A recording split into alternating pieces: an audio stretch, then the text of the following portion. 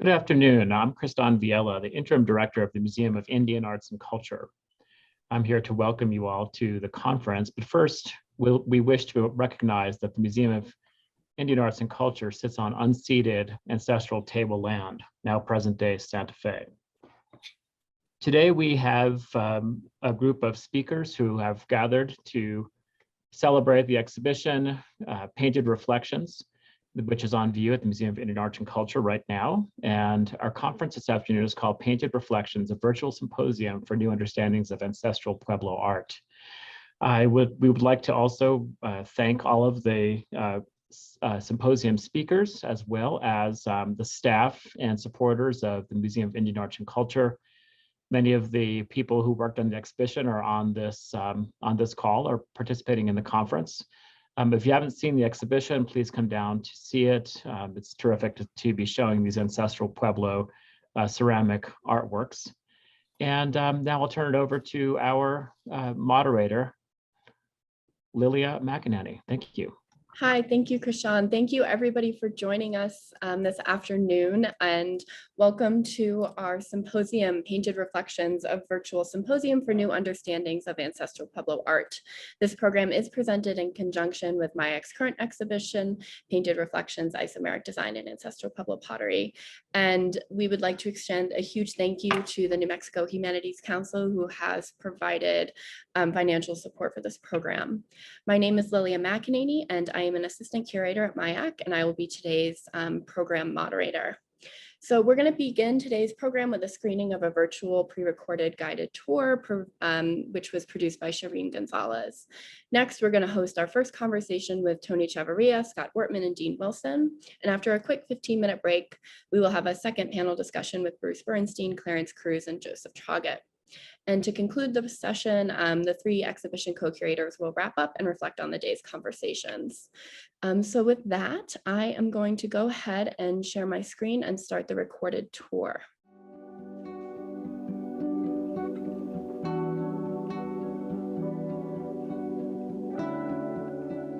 Welcome to Painted Reflections, Isomeric Design in Ancestral Pueblo Pottery. This exhibition shows Pueblo pottery in a way that you've never seen before. These works create optical illusions and reversals that change in your mind. These works were made between 900 and 1300, and then it disappeared. But at the end of the 19th century, in the 1800s, artists began to reincorporate the motifs from ancestral pottery as well as the design strategies. And this exhibition presents a new way of seeing Pueblo pottery. Tony Chavarria is one of the co-curators. He's from Santa Clara, Pueblo. He's an intermittent potter, has experience with the material, and he's also the curator of ethnology here at the museum.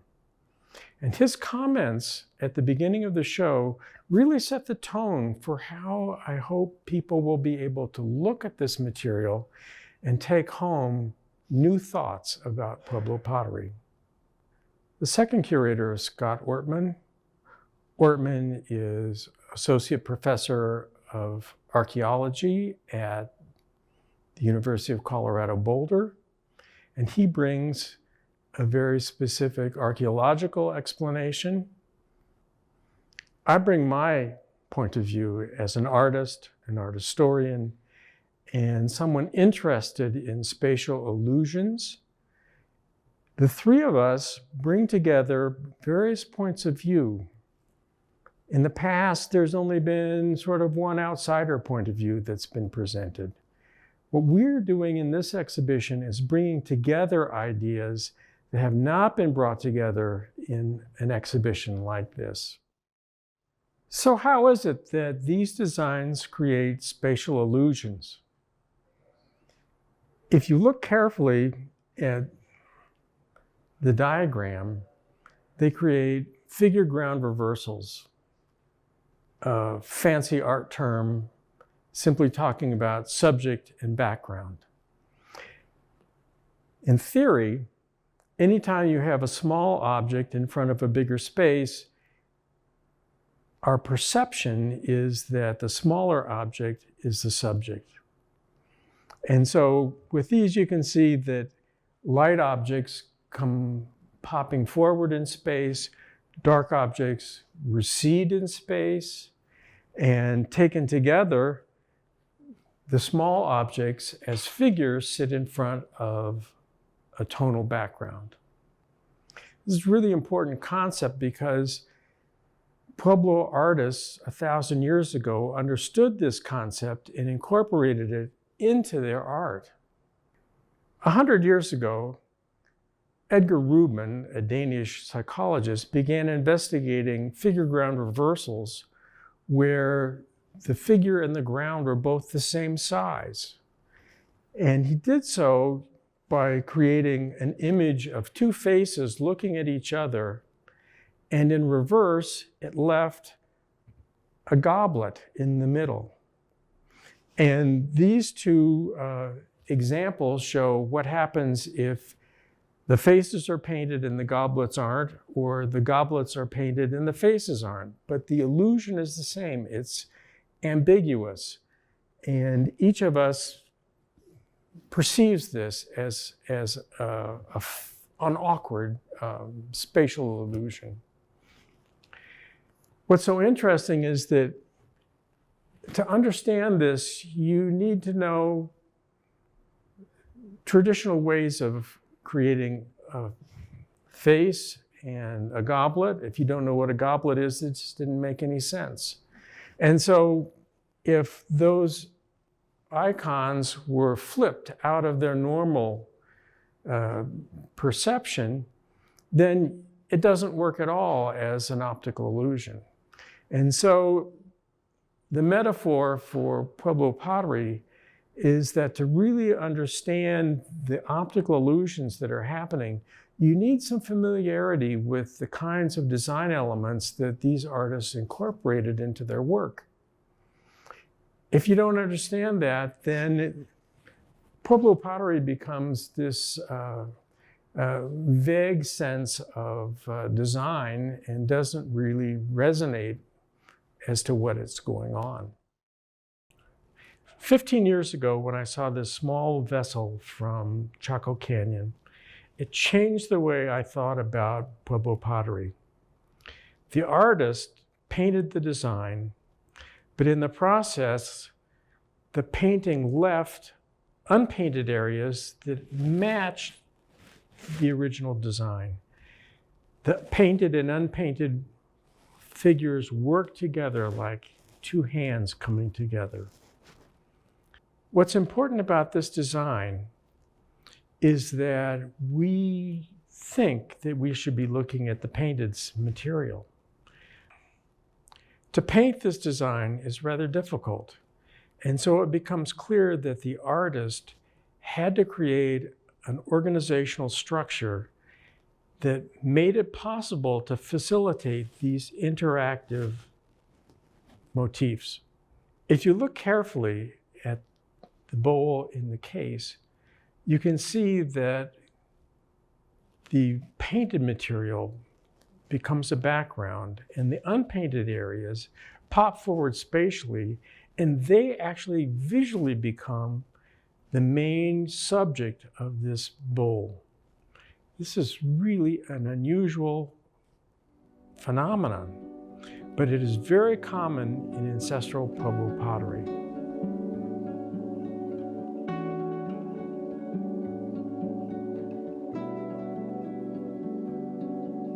Ancestral Pueblo potters devised 4 strategies for creating designs that can be perceived as reversals of what we normally think.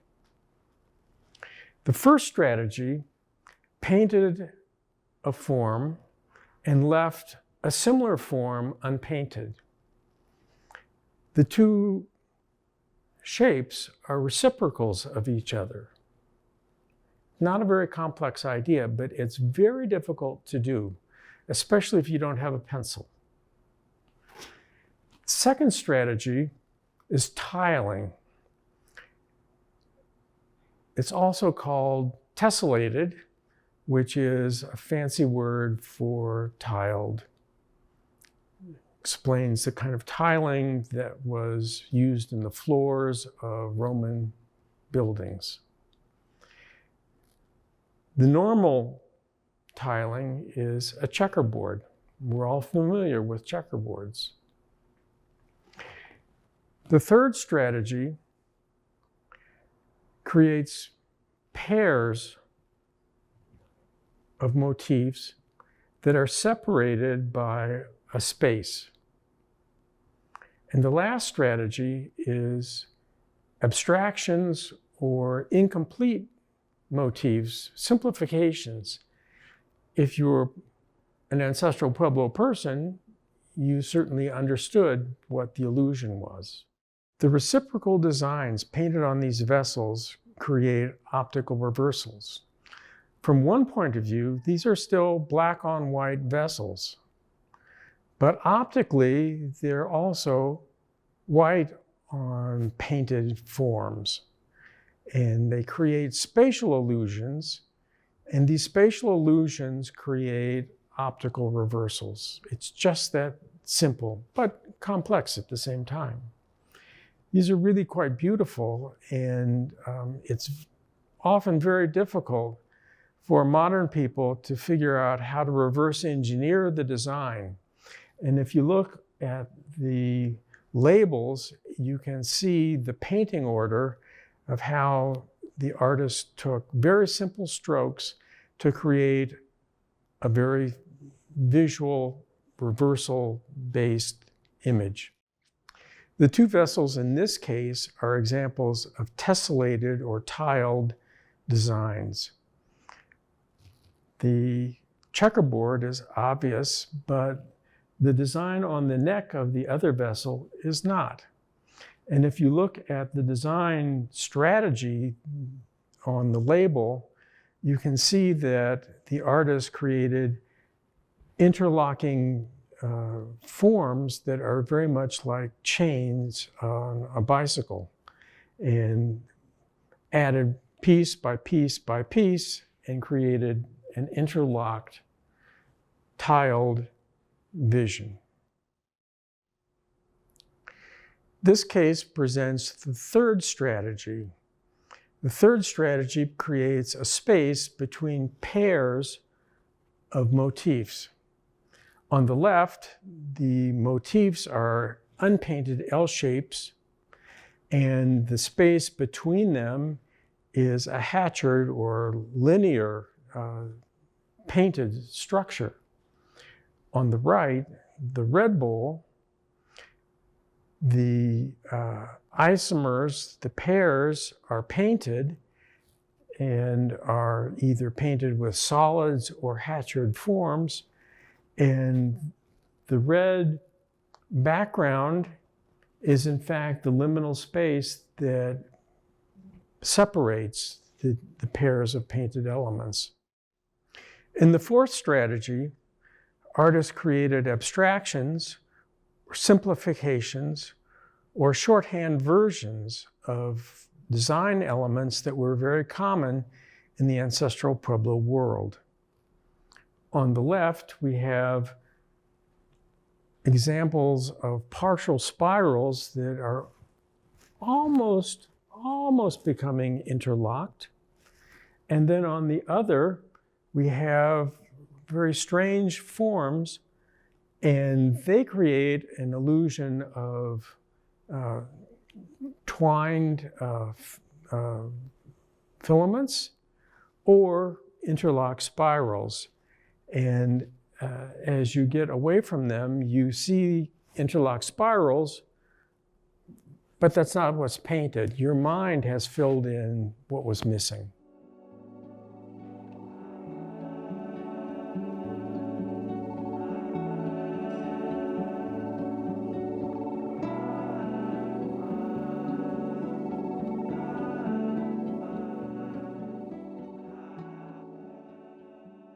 The 12 Ancestral Pueblo vessels in these four cases are examples of the diversity of designs that were painted. They all have reversal qualities, optical qualities, and yet they are all different. But they all are bringing together these ideas that we have experienced in the 4 design strategies. What's so curious is that Ancestral Pueblo artists often incorporated 1, 2, 3, and even 4 of the strategies in a single vessel. So without pointing to lots of different things, you can see optically for yourself what's going on and think back to the different design strategies and integrate them in your own thinking about these works.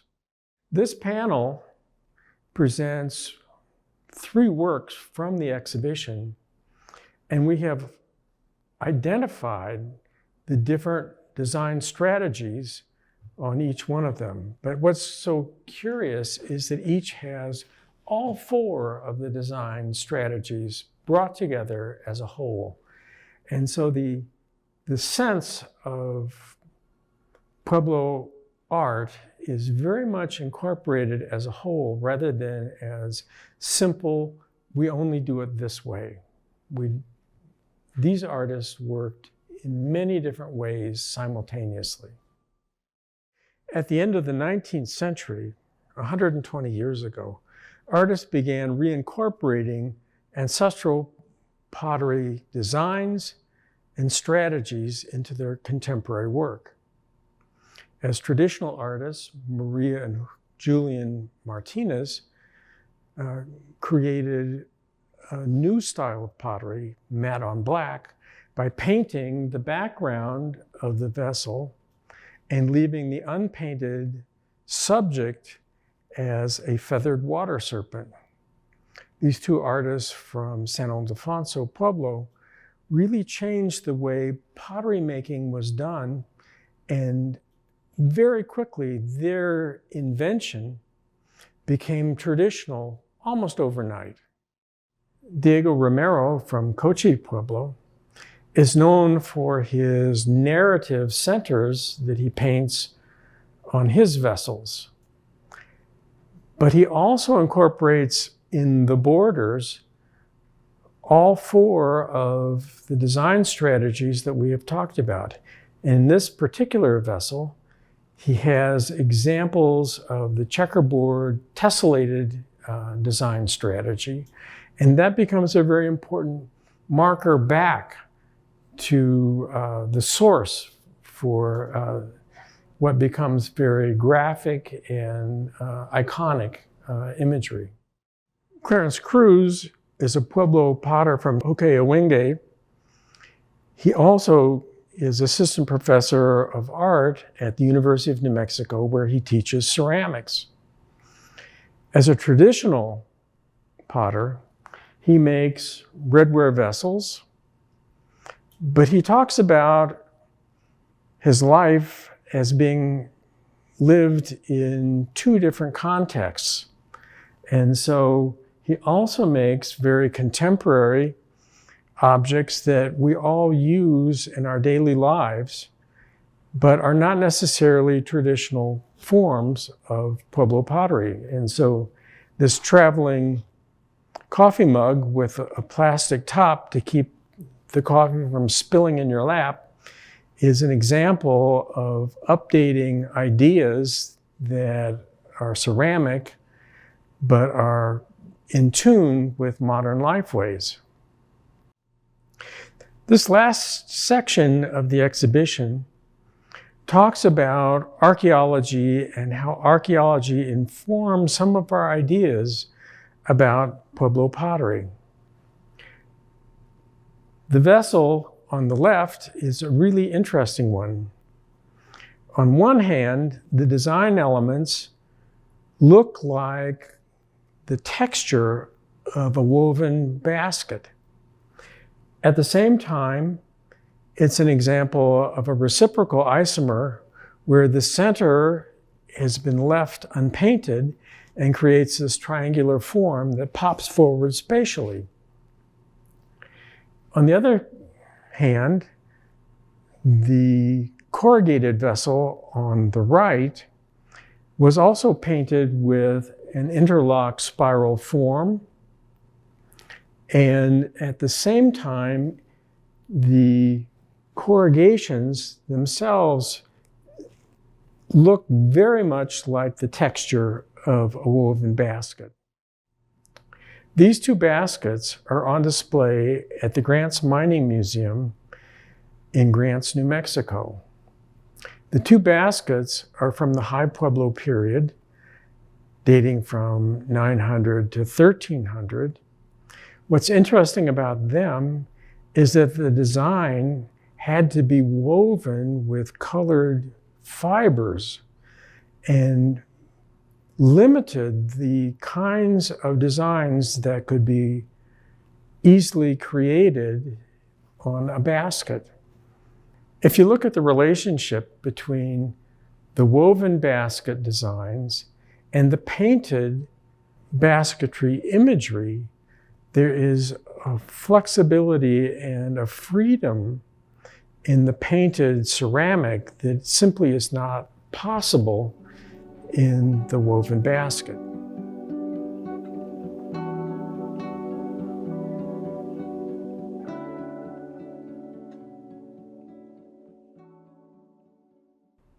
It should be clear from these examples of ancestral Pueblo pottery in this exhibition that spirals of various kinds are really important icons within the ancestral Pueblo world. And what's so interesting about them is that often petroglyphs with spiral designs identify places of observation of astronomical events. So in this case, the summer solstice is marked by a light dagger that is cast on top of a carved petroglyph at Chaco Canyon. And this is a place where ancestral people could observe the rise of the sun on the summer solstice, the setting of the sun on the solstice, and at midday it cast this interesting light phenomena, which became an interactive example of nature and art sort of coming together in an ancestral context. These two polychrome vessels have examples of spirals, but spirals come in two forms, either gridded rectilinear structures or curvilinear structures. And what's so interesting about these two bowls is that the curvilinear versions of spirals is found on the interior of this vessel and the exterior of the one on the left. The rectilinear structure is at the center of the left-hand bowl, but it's also painted on the outside of the right-hand bowl. And the idea that these vessels have both versions makes it clear that they symbolize something quite similar as a duality within this time period. This video describes the creation of the underlying grid or organizational structure for painting a cylinder jar. Jars are hard to paint because you can only see a piece of the jar at one time, and it becomes difficult to divide the design field into equal units. In this case, the grid structure is created with simple lines that fall together and ultimately divide the picture plane exactly in half. And so the first part of the design shows the hatchering of one side of the design, and then it shows the opposite side being hatchered. And it demonstrates that the design field really has been divided in half, and shows how complex it can be, but simple at the same time, to create that organizational grid. I drew the original description of the structure, and Peter Tausig created the image as a moving digital form. There's only a limited amount of material that we can put into this exhibition. For more information about Pueblo pottery designs, the book that the 3 curators and Maxine McBrin wrote about Pueblo pottery is available in the museum store here at MIAC.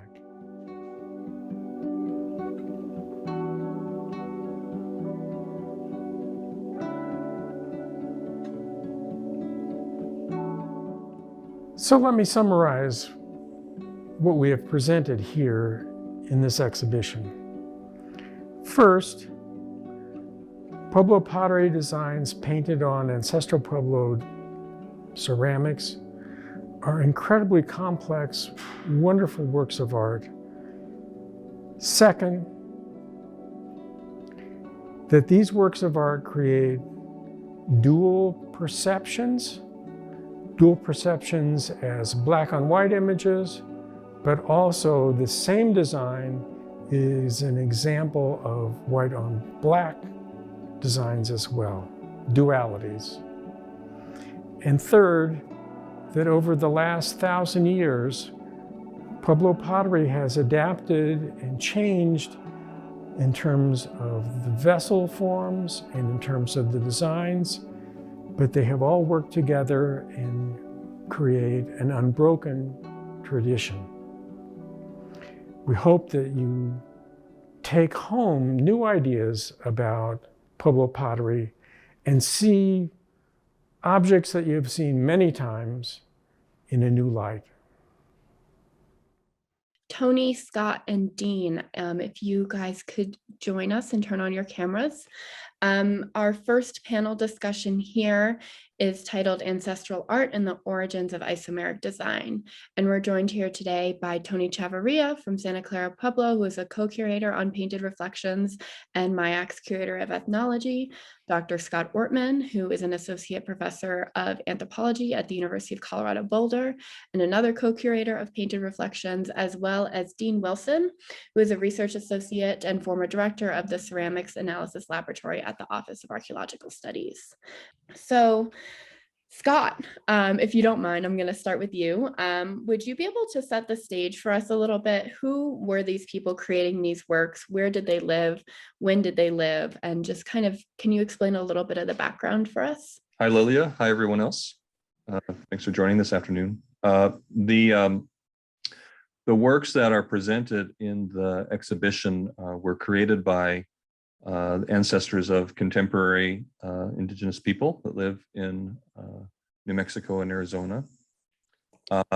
They were mostly painted between about 900 and 1300 CE or AD, depending on the way you do the calendar. They correspond in time to the era when many of the most famous ancestral sites that many native and non-native tourists go to visit around the Southwest were created. People who lived at or visited or knew about Chaco Canyon in New Mexico made a number of these vessels. The folks that lived in the cliff dwellings of Mesa Verde National Park were involved in painting them, ancestral Pueblo people that lived in other areas of northern New Mexico and northern Arizona as well. So the phenomenon of isomeric design that the exhibit focuses on was very most popular during the period of time that these wonderful ancestral places were created in the ancestral homelands of Pueblo people.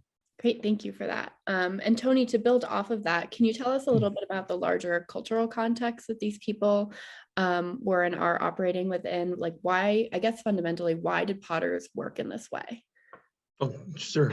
I just wanted to first briefly mention that I consider myself more of a co-curator on this project. Is that my main function was to be the institutional liaison, curatorial liaison for the project, and offer suggestions and hints when asked, or to help move things along. But the meat of the work is Scott and Joe's. So just grateful to be a part of it and to offer my bits. But just yeah, that as I say in the exhibit, that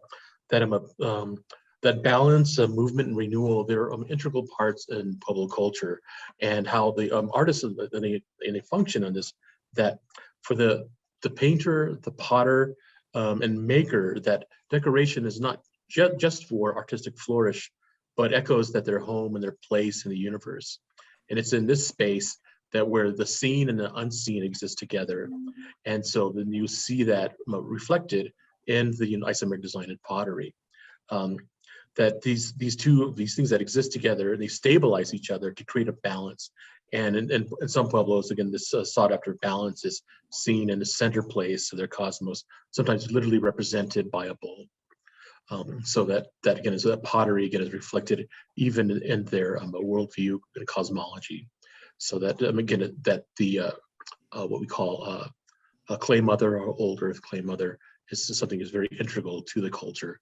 That a pottery, just as people are the same. That we each are born of the earth. We each have our own lifespans, and each along our way we get a little help to continue our path. Sometimes whether it's a crack that's sealed with an indigenous repair, or other types of pinon patches, things like that. Just as we get our eyeglasses and other things that help us continue as well.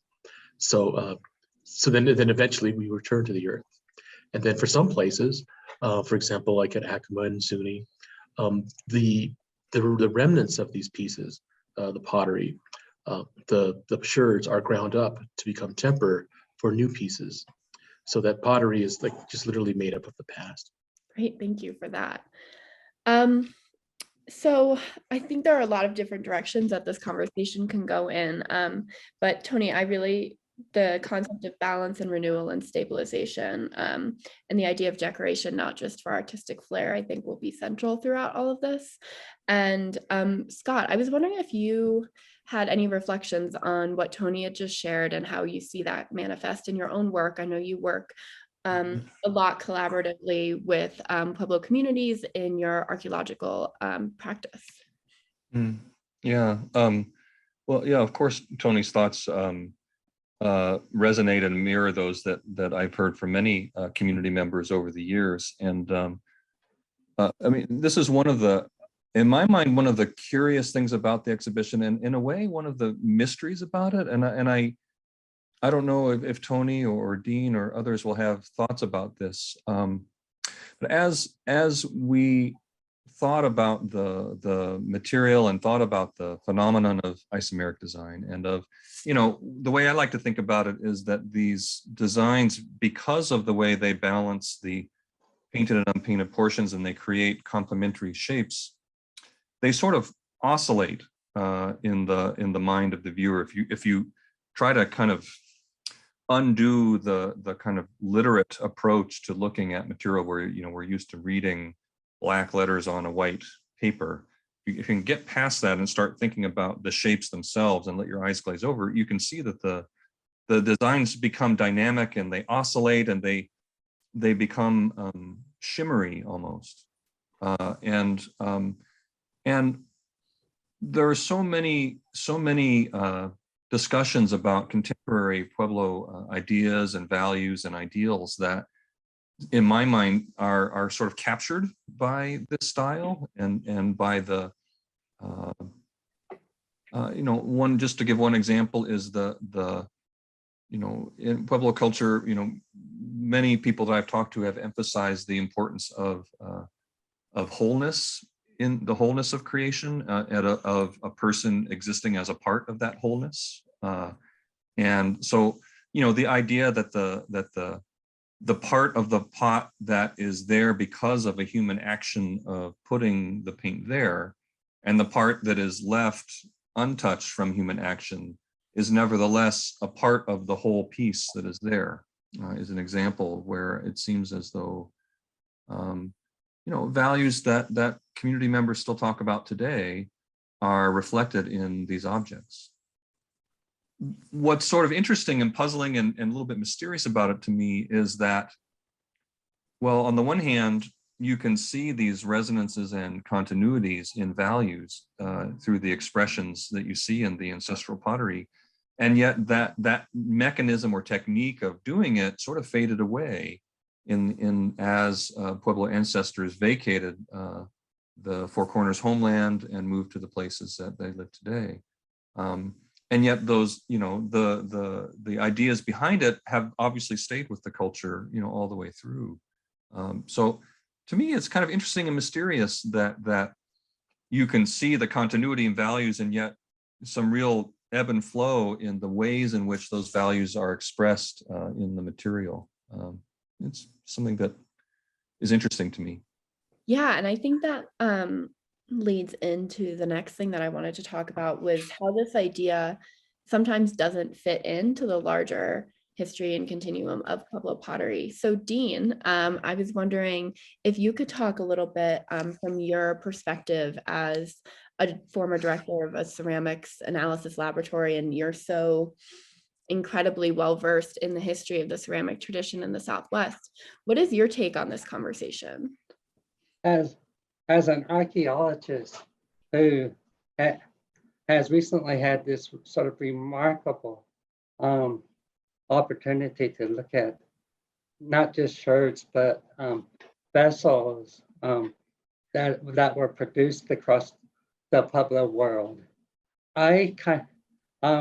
as I was reading this and the ideas that Scott and Joe are talking about, I see the sorts of developments and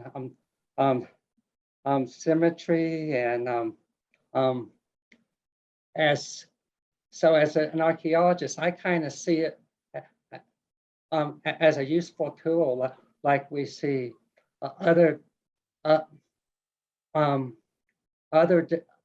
types of things, such as the distribution of organic paint, or mineral paint over spaces, certain design motifs like hatchet and solid designs, and even different wares, black on gray, white versus black on red, and polychrome wares. And I guess the section that I really liked was how you talked about the different combinations of elements and structures, and how they go through time. And so that but what I realized is this is a sequence that seems to be associated both in time and space with what people sometimes call the Great Pueblo period, whether it be Chaco or Mesa Verde, and it works really well for those periods. And like you said, it worked. You kind of get something different going on earlier with sort of the open designs. Then, as Scott said, you get and then something happens, and there's kind of a return almost to the earlier structures. And one of the things that that I've been interested in, and I just happen to be planning to do a talk very soon on, is sort of alternative things that happen that sometimes we think of people as being conservative or out of the step. I've been particularly interested in the connection of styles by people who live in mountainous areas over very wide areas in the Pueblo area, and how you seem to have a different type of trajectory. And I'll be really interested to see if Scott and Joe think this is the case, or if all these things can be interpreted in their models of isometric designs or not. So this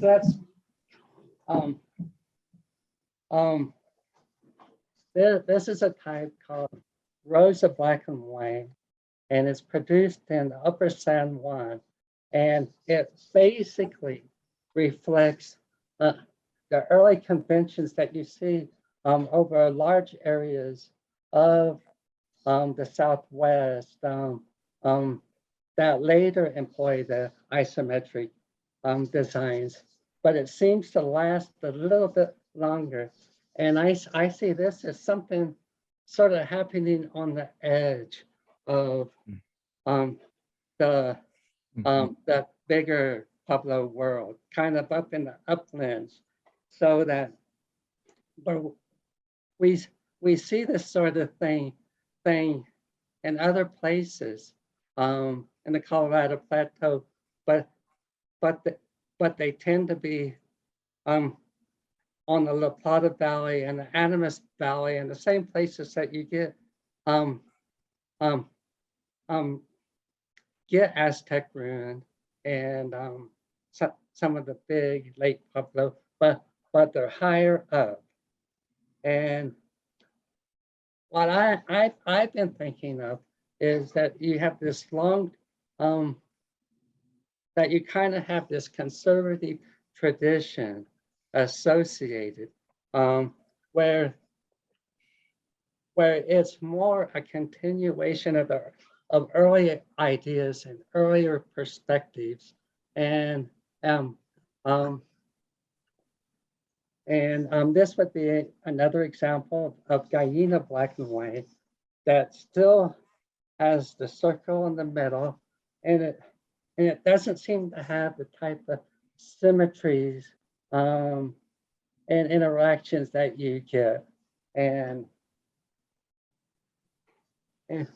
this is another example of Gallina. And what's important to realize is that these are happening at the same time over broad areas across different regions at the same time, that all the complex stuff that Joe and Scott are talking about happening in Chaco and then Mesa Verde. We go a little bit later, so in 1250 or so, and we have Jemez Black and White. And again, like the earlier stuff, you have these very open designs.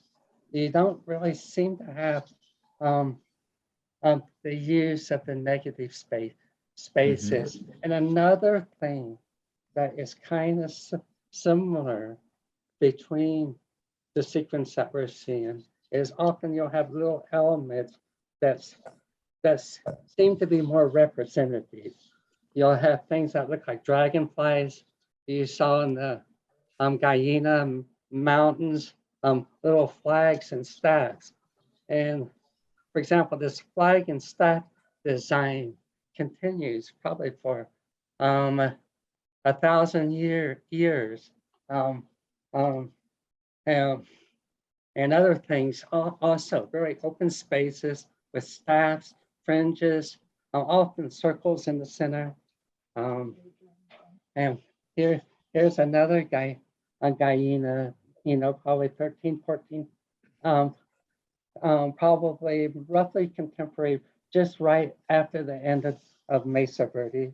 And so you have circles, you have staffs, and again, you have these sort of opposing motifs. What is interesting is what Scott was saying is in the Mesa Verde, in the Rio Grande, during the Great Pueblos, suddenly the types of developments that they're talking about, or Chaco and Mesa Verde, but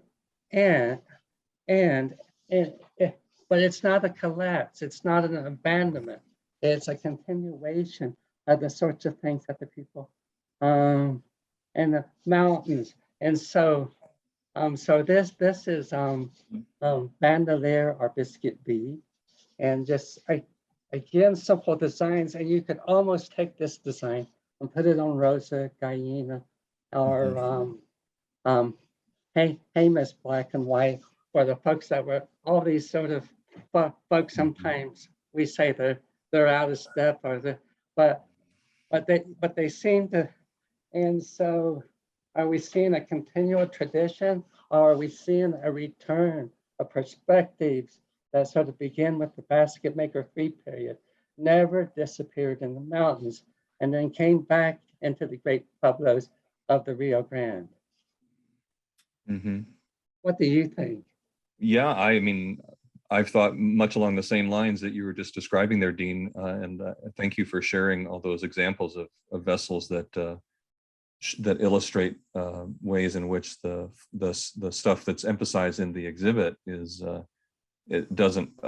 just one thread of the history of Pueblo design. So I think that's really, I appreciate. Thank you for doing that. And I think the fact that the examples you've just shown, what they bring to my mind is they reinforce the idea that there was something significant about isomeric design relative to the context in which it was produced, and it was probably connected in the thoughts and minds and hearts of the artists of that time to the things that were going on in those places that presumably were not going on in the same way in other places. Or perhaps, there were different ideas in different parts of the world, about how things should work, and everyone wanted to play along, It is kind of interesting too, like you said, that sometimes sort of the connections I would think are kind of surprising, like Chaco and Cuaje, where you have great houses, and Chaco and Cuajes tend to be associated with these little pit house villages. And likewise, it's interesting that some of the great big huge villages in Jemez, they're doing these sort of simpler and earlier things. I think what your comments also bring up is something that I think Tony has mentioned before too, which is that it's important to think about the history of Pueblo art as a dialogue.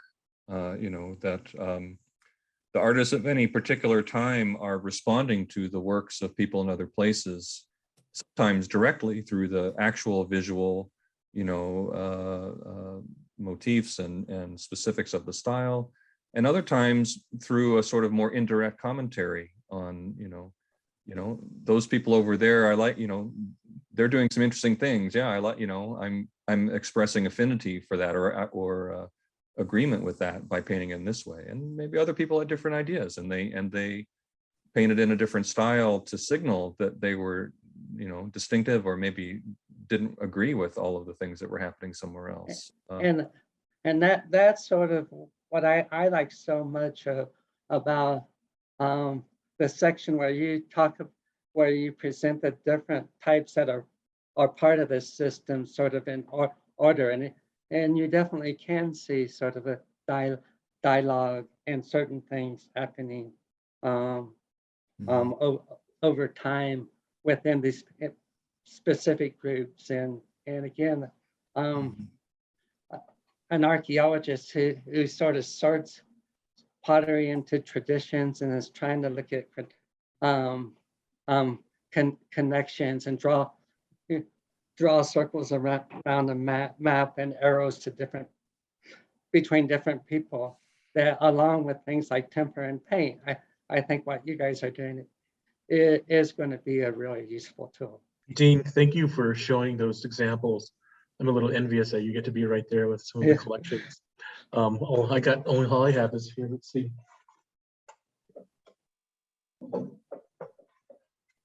I don't think it's showing Isometric Design though. So. But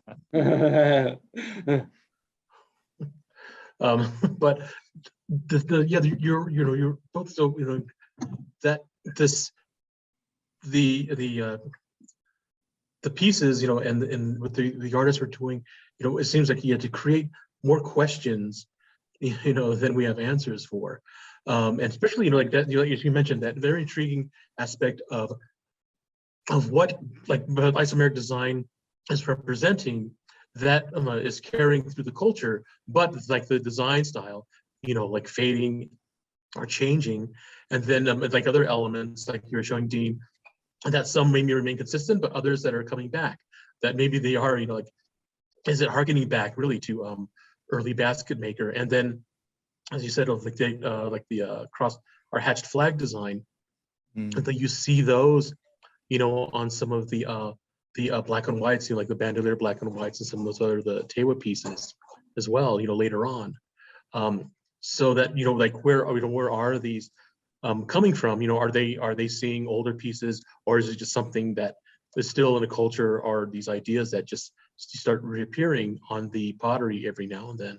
What I was thinking about as you were talking, Tony, is how in the history of let's say of architecture in the Western world, for example, in the 19th century. Right now I'm in Chicago, and if you walk down Michigan Avenue in Chicago, there's a whole bunch of neoclassical buildings, that are built in the style of the Greek temple, but built at the turn of the 20th century.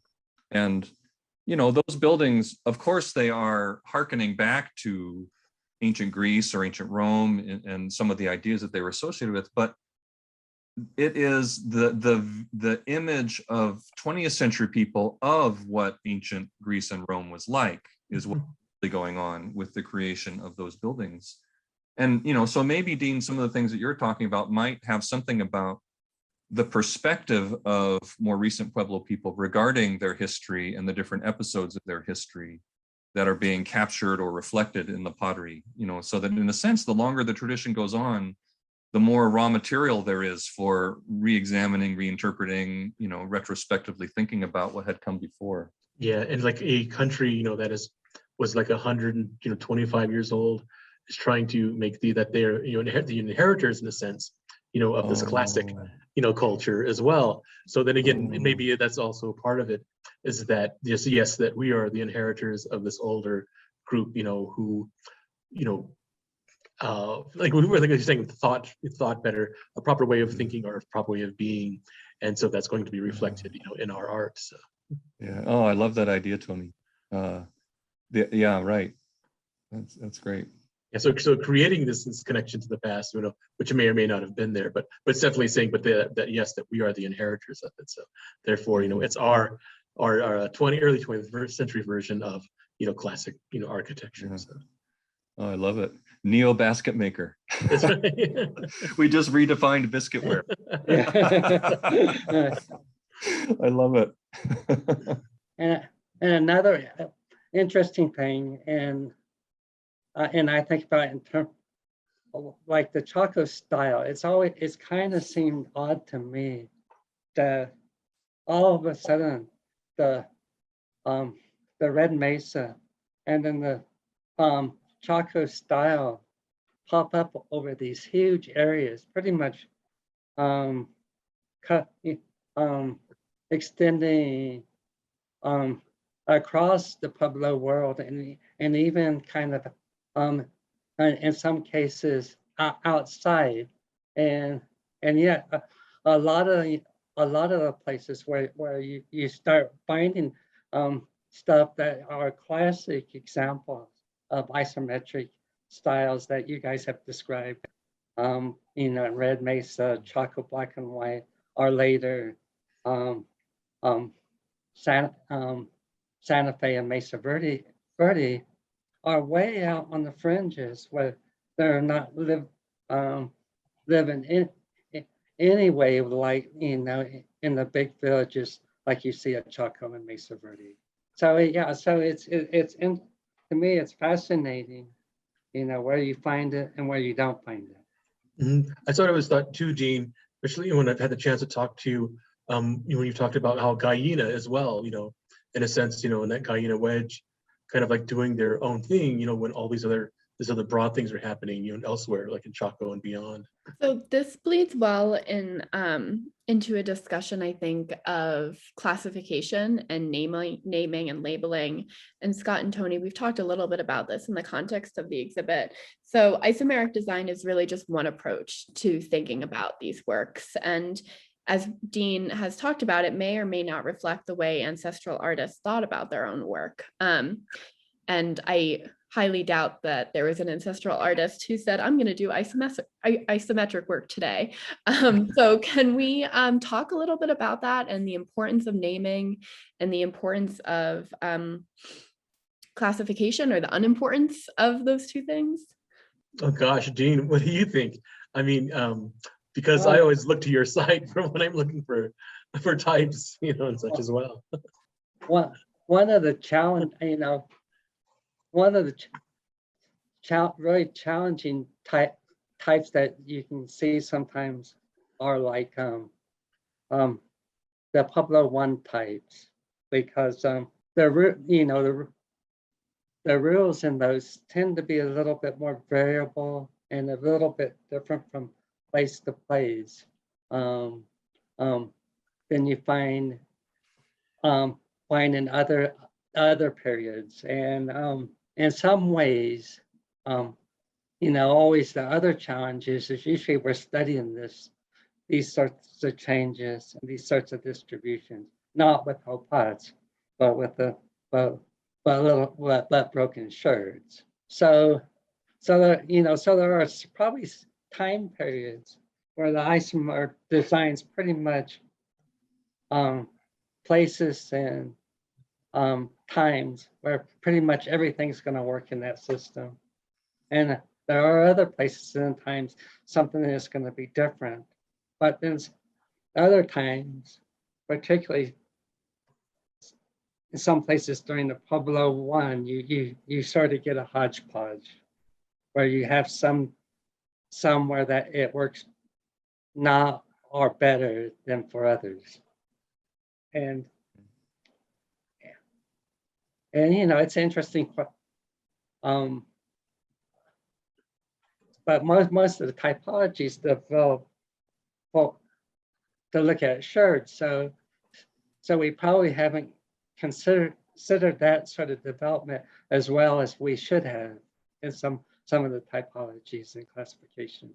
We had a question in the chat along the lines that we're discussing right now about whether the ancestral potters thought about these designs in terms of foreground and background. And I guess what I would say about that particular question is some of the examples that you showed, Dean, illustrate that potters, of course, sometimes did view the surfaces of their vessels as a canvas, so to speak, on which they would paint a scene or an image, or, you know, something that was a representation of an object in the world, or a plant or an animal or something like that. And then there were other times where, you know, it seems as though the artist was trying to think about the foreground and background as being interchangeable and trying to de-emphasize that difference. So I think I think that the artist could do either, you know, I think is the way to answer that question. But I guess one point I want to raise about the terminology of the exhibit is that when Joe and I were thinking about the phenomenon that that the exhibit is focused on many years ago, we were mostly trying to think about how to convey the ideas, the phenomenon in English, and so we hit upon English words, you know, to describe the different categories, the phenomena, and so forth. You know, an isomer, that's a term coming out of chemistry that we used. those words clearly do not reflect the necessary associations of the artists, you know, that created these works. And so, you know, I do think an interesting area for discussion moving forward is the degree to which there are ideas and concepts in Pueblo languages and cultures that would be, you know, could emerge to become, I mean, how would I put it?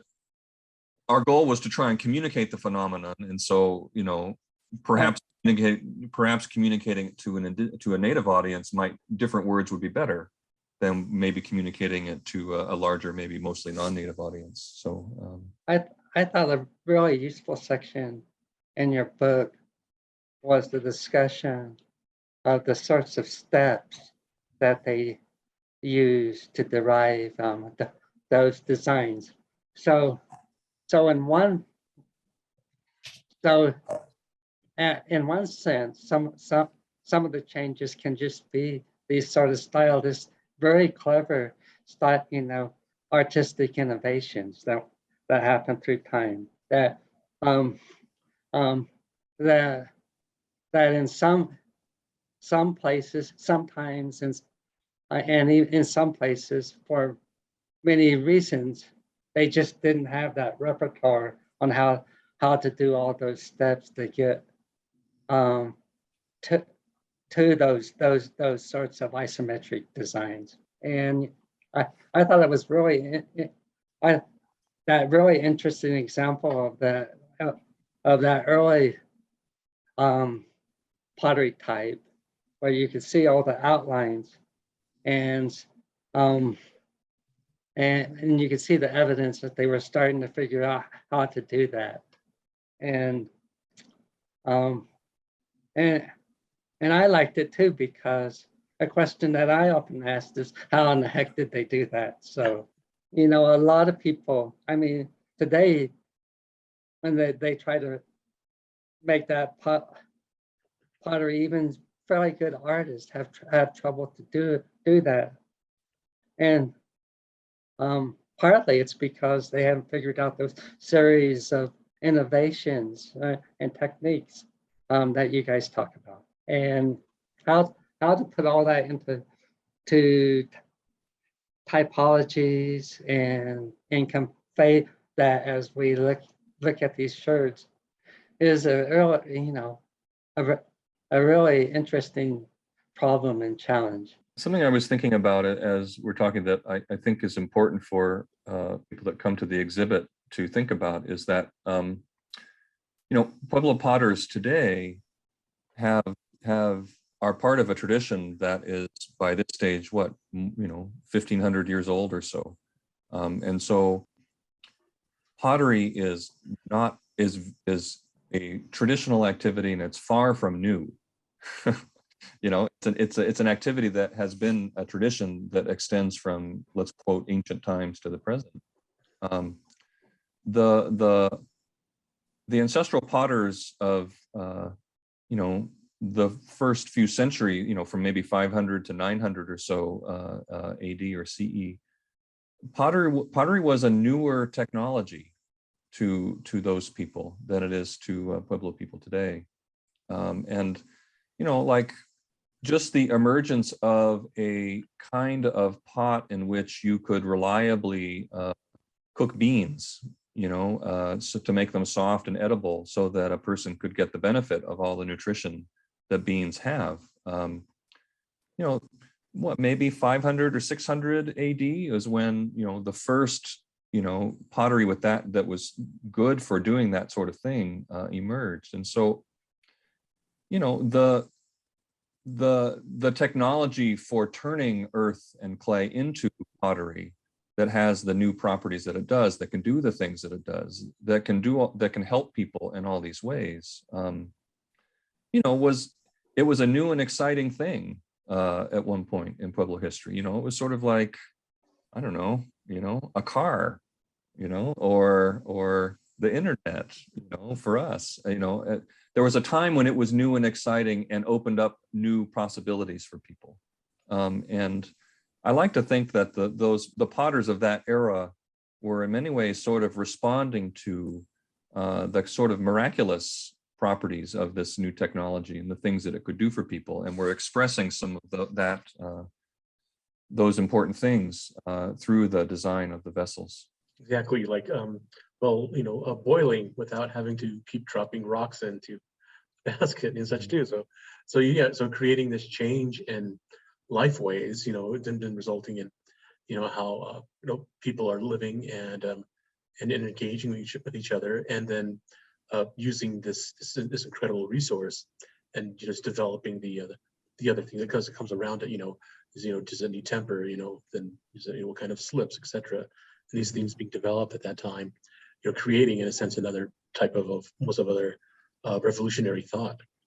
I mean, just a simple example. I'm thinking about how when they first got going, it was very just sort of bare bones, straightforward, practical information. And now look what websites are like. I mean, people put so much aesthetic energy into making websites not only functional, but beautiful and entertaining and interesting and evocative. And, that they put so much more effort into conveying what they want to say in image and video, as opposed to just words on the page.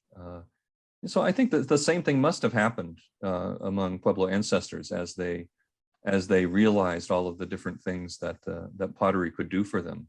I mean, it seems only natural to kind of put more energy into expressing, the wonderful things that pottery could do. And just by moving, as they expand into new areas, and particularly new geographic provinces, you have two things happening at the same time. One is new challenges, new things that you have to put pottery to work for both in terms of chores, but also socially. And at the same time, as you go into these new places, when we started looking at pottery from the different cultural traditions, whether it be Mogollon in the Mogollon Highlands, or Ancestral Pueblo in the Colorado Plateau, or the areas of the Rio Grande Rift, the materials and the things that you can do with them are remarkably different from one zone to another zone. So, like one place you might have low iron clays that can absorb iron well. And the other, in the Mogollon, you have these just incredibly plastic clays, but they're not very good for painting. And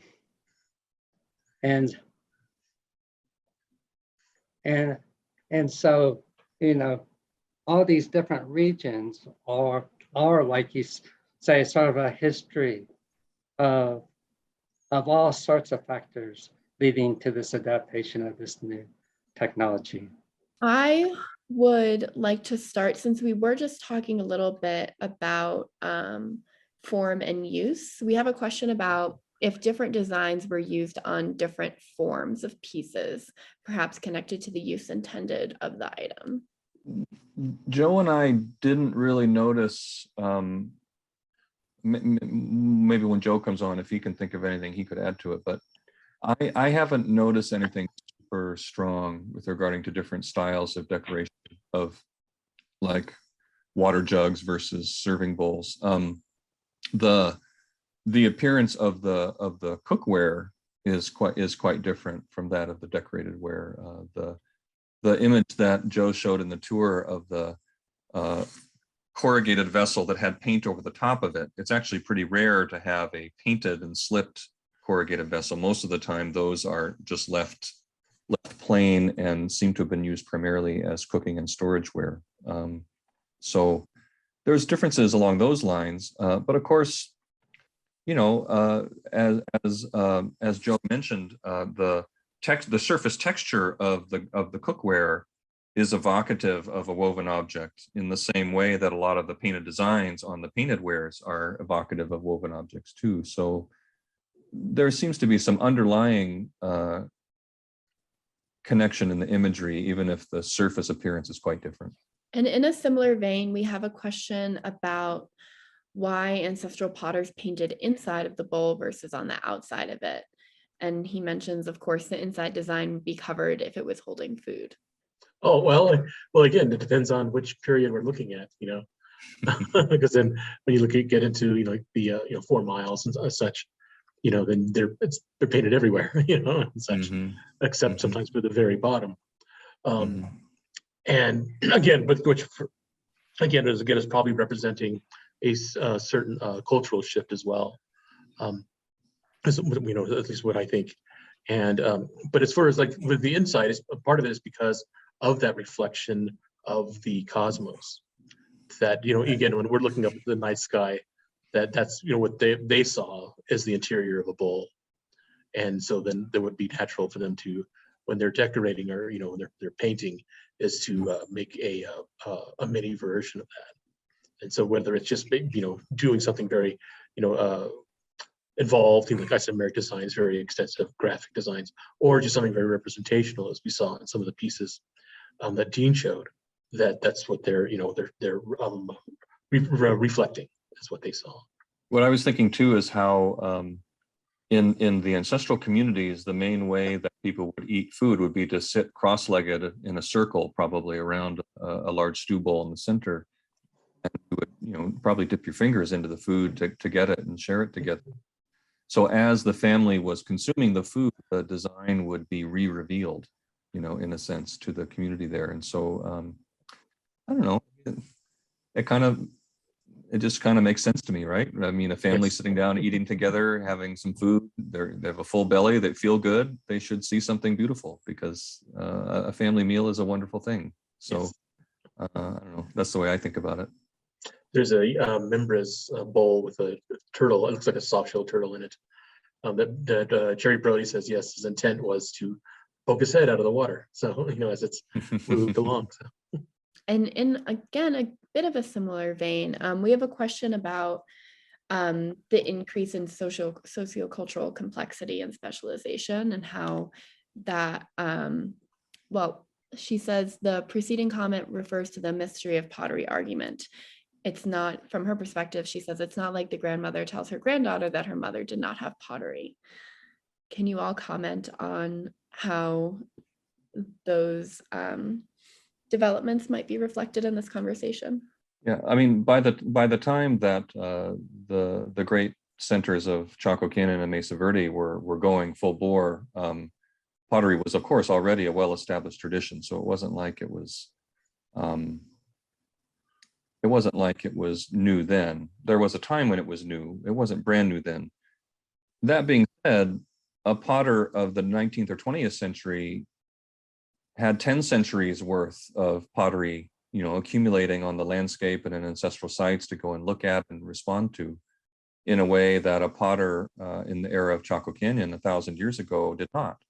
I mean, there was a little bit, sure, but not nearly this.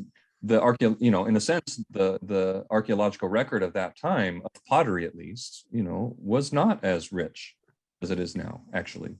So, yeah, I understand the point of the comment. But. And then at that time period, as you mentioned, they are starting to get access to information that their ancestors never had. Whether again, starting with the early monographs and the depictions, of excavated wares seen in them, and then to even going to the Wallace's Zuni pieces, and then Julian Martinez, by working down at the palace or fine arts, and having access to those collections by seeing those pieces, and then again look at the result. And speaking of social relationships, we have a question. If anything can be said about the social position of the people who did this amazing work. commenter has the idea that Chaco might have been a highly hierarchical society with power and wealth in the great buildings and the supporting work done in the more humble outlying communities. Yeah, it's a huge and interesting question, isn't it?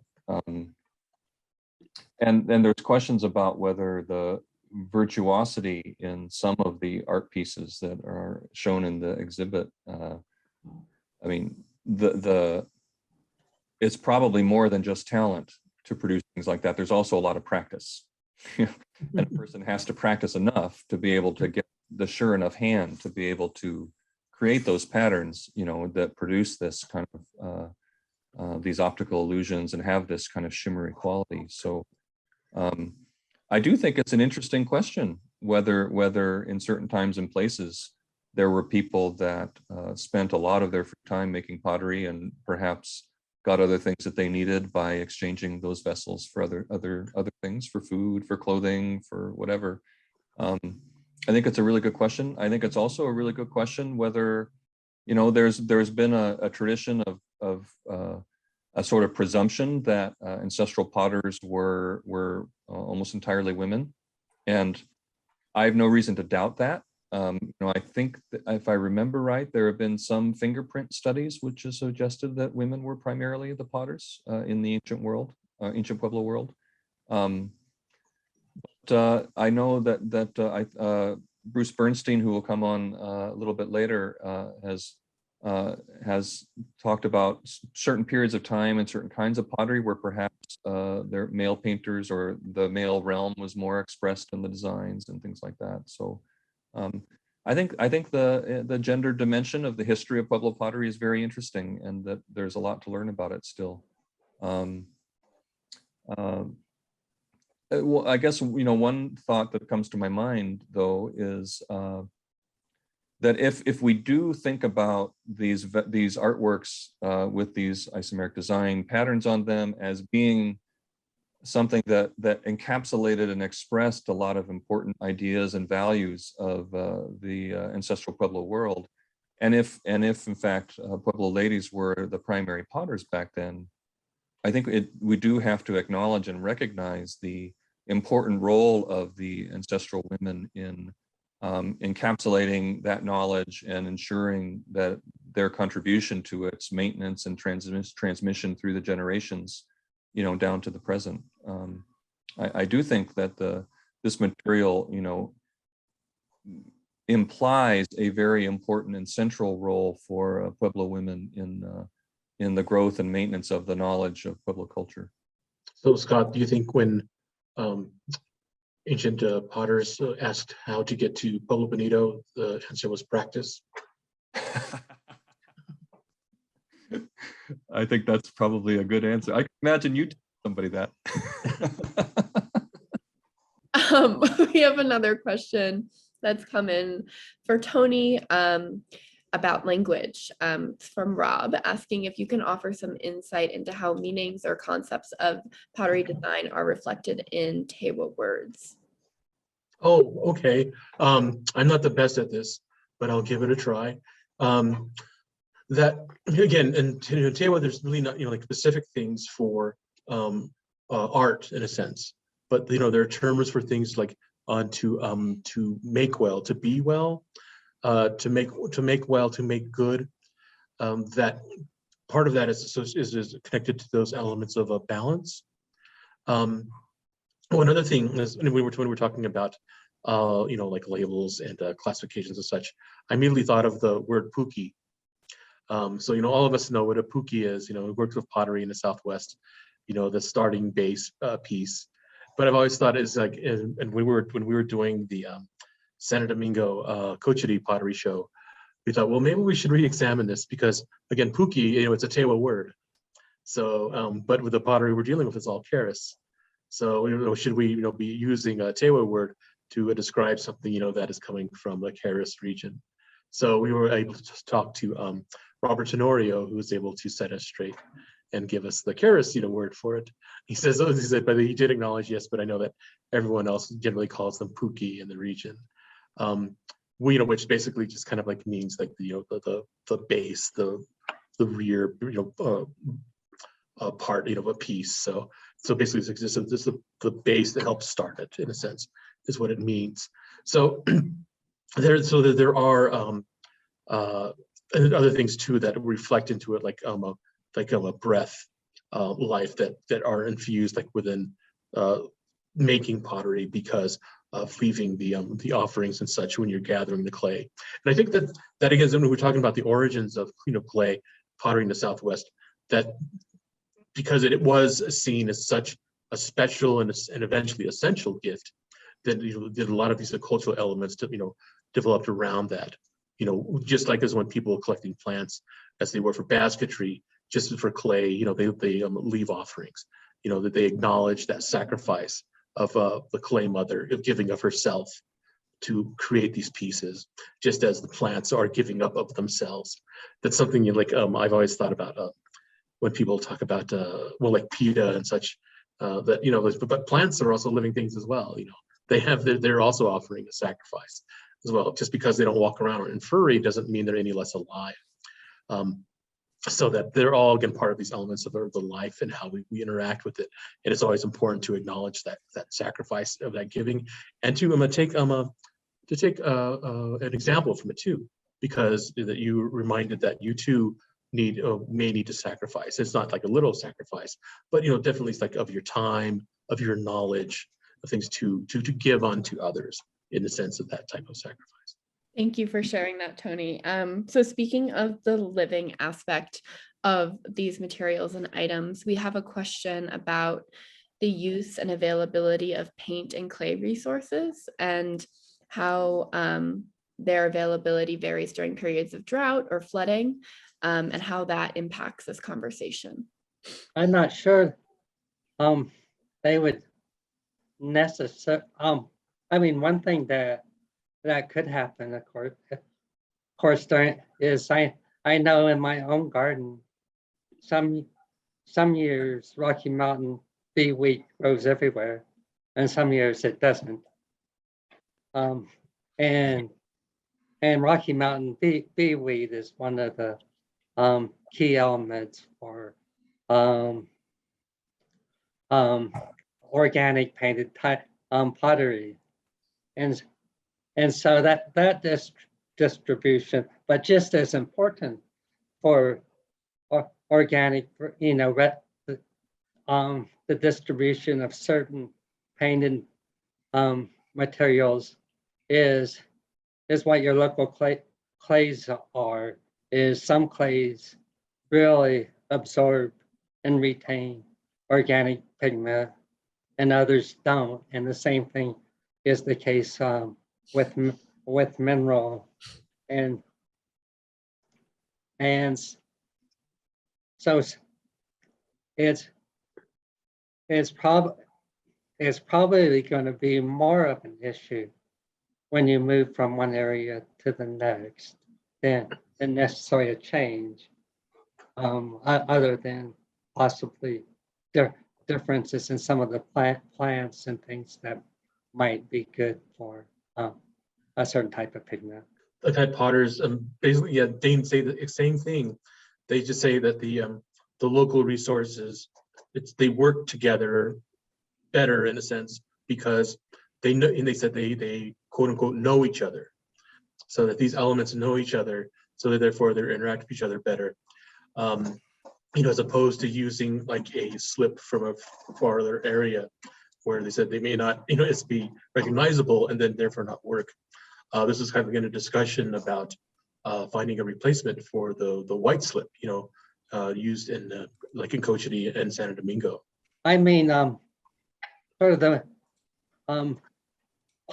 comparison of especially like early populations during the classic Chaco period in the Rio Grande development area is a really interesting case study, because on the one hand, there does seem to be a spread of styles and ways of making pottery that are very similar, but the challenges are very different. The types of clays that you find on the Colorado Plateau, with all of the different Mesozoic low iron clays all over the place, as compared to the Rio Grande Rift, which is just a series of volcanic episodes and stream deposits. So I think that is fascinating, is when is going from assemblage from Chaco to Pojoaque, where they're kind of trying to do the same thing, but the things that they have to work with are just so completely different. And in addition, the environment, the challenges of the surrounding environments are so different that it's it's fascinating, just as it's, it's interesting when places don't make pottery similar. It's also very interesting and to look at how people are trying to make this chocolate-like pottery with these volcanic clays. It was not easy, and so sometimes when you see things not necessarily perfect and pottery made in the Membres Valley or the Rio Grande or in the Pueblo too, and it might not be quite, at least even though the designs are great, the quality of the paint or the contrast between white and black might not be as great as Chaco or Mesa Verde. You have to keep in mind, it's not easy to do that sort of thing with volcanic clays. Tony, you mentioned just now really briefly the issues that potters at Cochiti and Santo Domingo are facing. For those who might not be familiar, can you expand on that a little bit? Oh, sure. There's the white slip that they use, generally is that base a color that is seen on their pottery, and that slip is basically in a very, very short supply because the source of it was lost. It was located on private land, and there was construction, and then over time they lost the source and people couldn't remember where it's at. They have done some digging, in a sense, to try to find it again, but they haven't located it as far as I know, that they, to find that, so that they talk about it as being worth more than gold, in a sense. Thank you. So switching gears a little bit, we have a little bit less than 10 minutes left. Scott, we have a question that's come in specifically about basketry. And I know that was a lot of your focus during this research. And the question asks, did basketry come before pottery, and could basket designs have influenced pottery designs, or is it vice versa? So first of all, yes, basketry is a much older technology than pottery. The oldest baskets found in the greater West, go back, oh gosh, I think at least 7,000 years, I think, if not more. I'm not even sure I know what the oldest basketry would be, but it's quite a bit older than pottery. And we've alluded already in the discussion to ways in which knowledge of the processes of weaving and the kinds of designs that are feasible on a woven object seems to have had some influence or impact on the way pottery was decorated. One thing I did want to mention is that there were some innovations in basketry design that seem to correspond in time to the emergence of isomeric design in pottery that are kind of interesting. There's a particular kind of basket called a sifter or basket, or a winnowing basket, that is today used. It's a woven plated mat made out of yucca fibers that then is pushed through a hoop, and the edges are tied down. And today, or in recent times, what Pueblo cooks would do is they would pass the ground corn through the sifter and sift it, and the cornmeal would fall through, and any of the little bits of grit or rock that came off of the mano tate, or the grinding stones, in the process of making the cornmeal, will get caught in the basket. So that could be discarded, and it would clean up the cornmeal so that the tamale wouldn't chip your tooth when you bit into it. So those kinds of sifter baskets had been made for a long time and were used for that purpose for a long time. As far as we can tell, around 900 or so, some weavers that were creating these sifter baskets noticed that if you introduced a sort of skipping pattern in the way you would overleaf the consecutive leaves of yucca in weaving the mat, these sort of interlocking chevrons and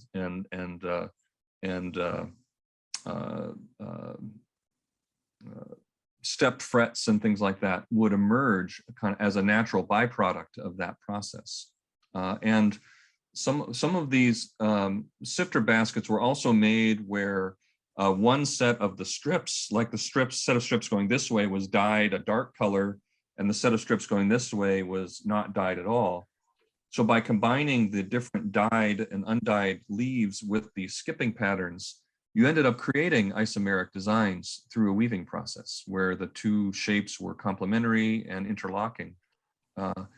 And, you know, I mean, there is, what we can say is at least is that there is a correspondence in time between the emergence of this detail of the design of sifter baskets and the initial appearance of many elements of isomeric design that we talk about in the exhibit.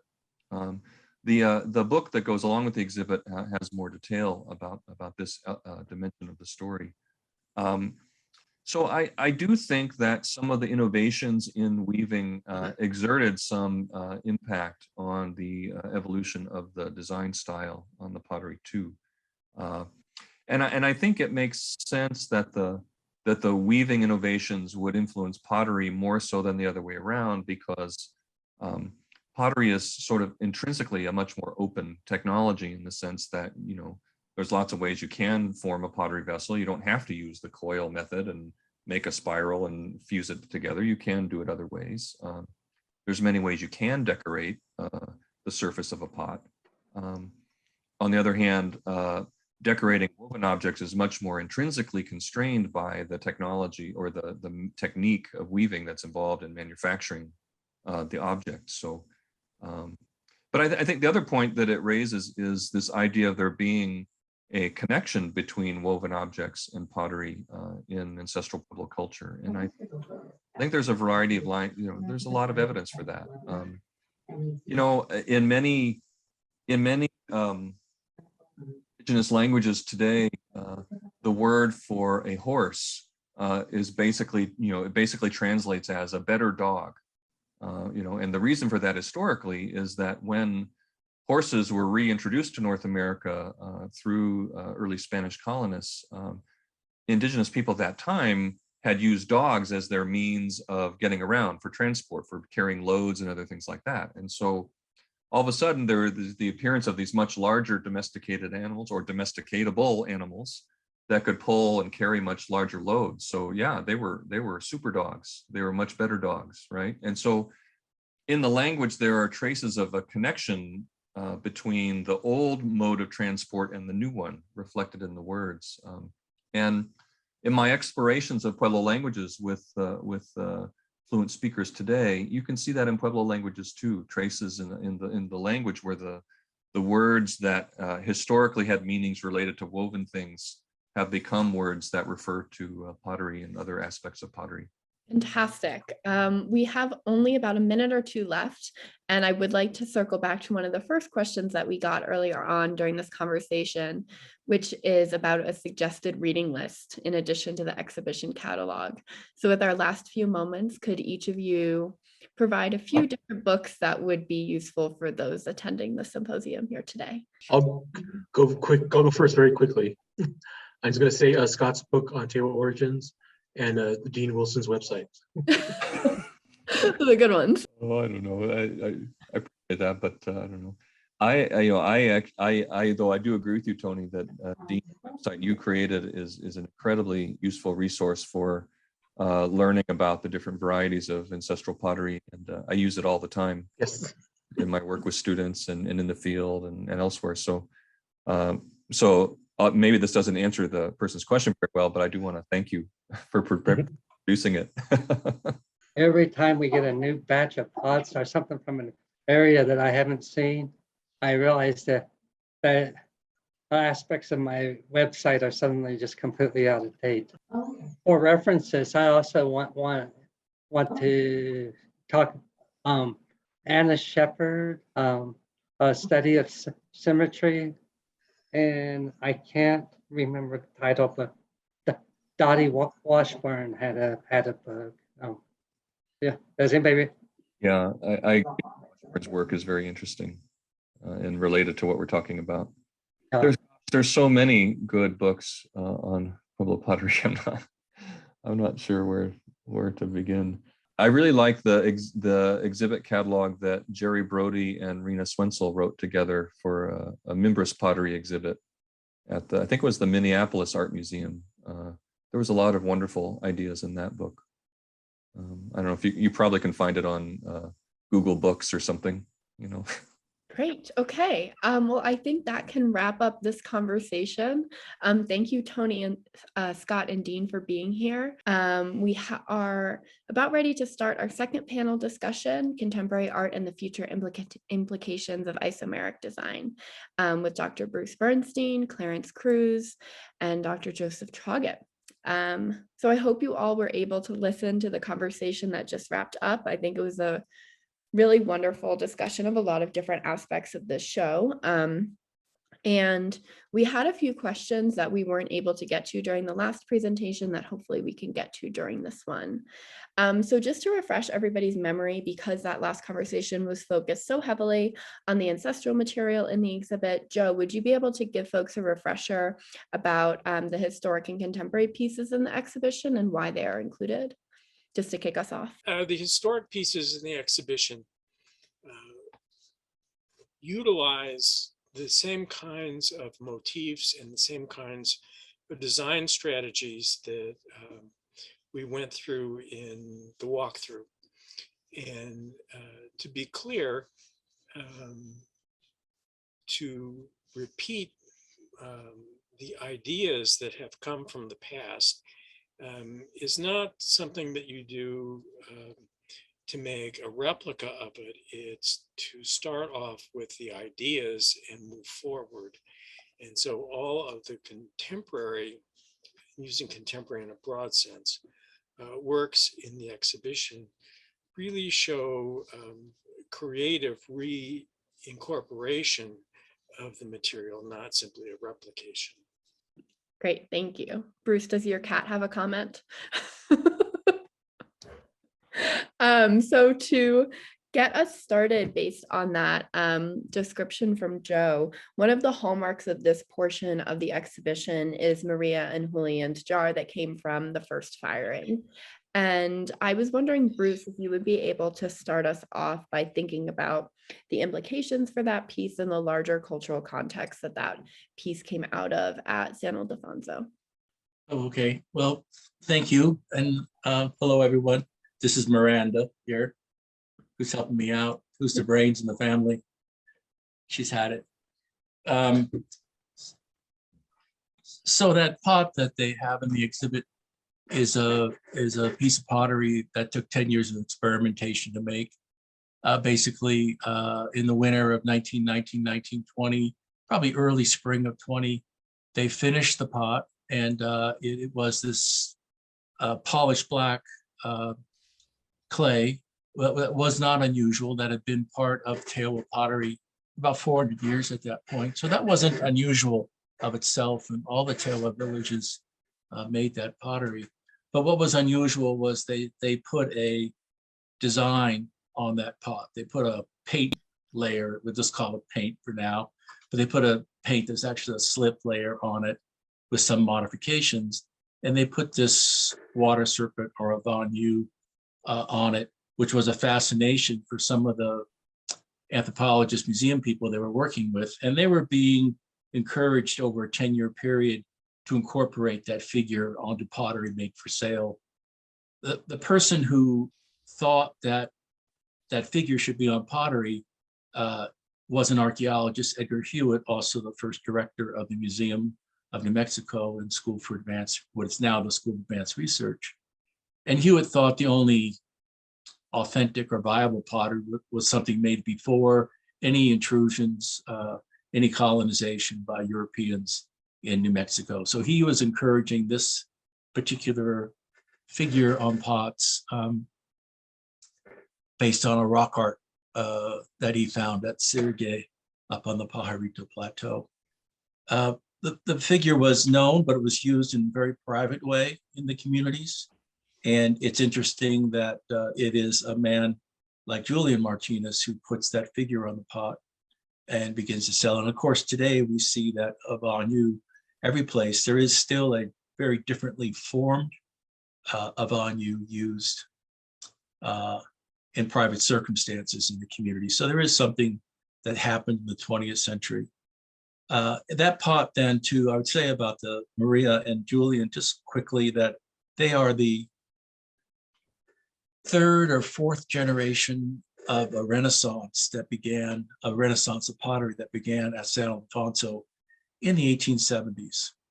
And their grandparents and great-grandparents began to reformulate and rethink about pottery, a very indigenous reformulation and Renaissance. It wasn't something urged on by the outside, but we can certainly suggest that there are circumstances at the Pueblo that the pottery always reflects. It's always autobiographical in some ways. And the 1870s reformulation has a lot to do with increasing Americanizations. Think about where American history is and the types of Indian policies in the 1870s, the changes of them towards evangelical Christians and temperance being the two main things that, and of course, assimilation, full assimilation, being what how Native nations were treated at that point. So it's a very complex piece. It's wonderful and beautiful. It's fantastic. We can look at that piece and see it and understand that there were 5 in the first firing, and the one with the chip on it that's in Mayak's collection, Maria throughout her life said, this is the one we took out first. One last thing. A lot of people dismiss it as a mistake, that they were trying to cover up a nick from the polishing and so forth. And I think that's a shame. They don't give these two people the credit they deserve as great artists and creative people. But that's fairly typical of the way that we've, talk about pottery goes these days. Thank you for that, Bruce.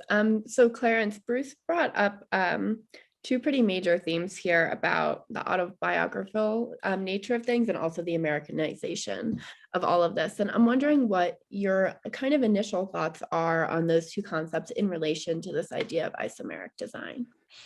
Hello, everyone. Good to see you all. Thank you for inviting. Well, you know, we've, as Native people, we've always see our world in many different dimensions as well. We relate to it in representation of designing. And earlier we talked about some food being, design being submerged with food. It is also a way of giving life to what liquefied the clay itself. It's thirsting in a way that we do not see it within another culture, but all the elements are involved within what makes clay happens as well. But submerging it into another realm is seen in a total different dimension as we see it in this world. We come from many different points of views and seeing what nature has to offer. We're looking at the world through many different lenses, seeing many different lines happening, vertical, linear, you name it. All these lines that are represented out there in nature are basically a design landscape as you see it, and also being reinterpreted in a native way of understanding its own surroundings. We are balanced. We see things as being balanced equally. You have to have both sides that balance together as we see it within the native world. You know, you have to have the men, you have to have the woman also present within everything that happens. So seeing designs being replicated on a matte area or unpolished area has always been there for all of us in seeing the creative part. But you know, we've never seen or talked about it in the manner as we're seeing it today, and it's being talked about today and represented. We've always, you know, understood that there's always an overlapping of life within itself, and the concepts of idea that create, you know, take for instance, math is always, you know, represented within any art itself, multiple layers of grafting, designing something that comes from crossing lines over to create something beautiful out of just a line itself. But we've always seen, you know, our designing aspects differently and seeing it represented through the eyes of Native people, coming through many different lenses of perception of life itself at the various different levels. We never give certain names, as was stated earlier, to a lot of designs, but a lot of the designs itself, outside of the sacred realm of designing a pot, are very different as to compared as to that, like the example, the Avano, inside the realm of a sacred area is totally different from the outside world that is being shown this particular serpent in another different way. But you know, we will always continue to move forward in a new direction, but also representing, as they've always said, you know, as our ancestors, you know, they've had a purpose and a process and a place. Their purpose was to leave behind something for the next generation to carry on that lineage of who we are as indigenous people, as potters. And pottery will always have a place within a space for a particular purpose within a particular Native community always. Even though if it's sitting to one side, it still has function and a purpose and a place. It's just like us, you know. I mean, we may, you know, be limping or, you know,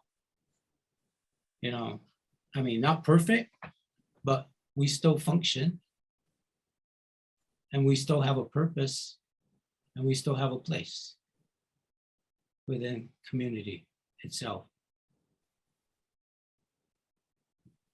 But looking, you know, at the different designs, as we call it, as, you know, within the show itself, isometric reflections. Again, too, you know, we talked about, you know, petroglyphs, you know, within a particular time and place at a moment, as the individual was wandering through the landscape or on a traveling route to trade. Something was happening within that time and place within that moment. So he or she picked up a rock in order to transcribe that event that was happening. And so too, during the time of making the transcribing design is overlapping in many different ways in the time and movement of place within that space of making. What was happening? You know, you're seeing a lot of silhouettes that's happening within the changing the time itself as well. You know, and that also reflects a lot of different designing within the context of a flat area. where maybe that design or that shadow might be casting on.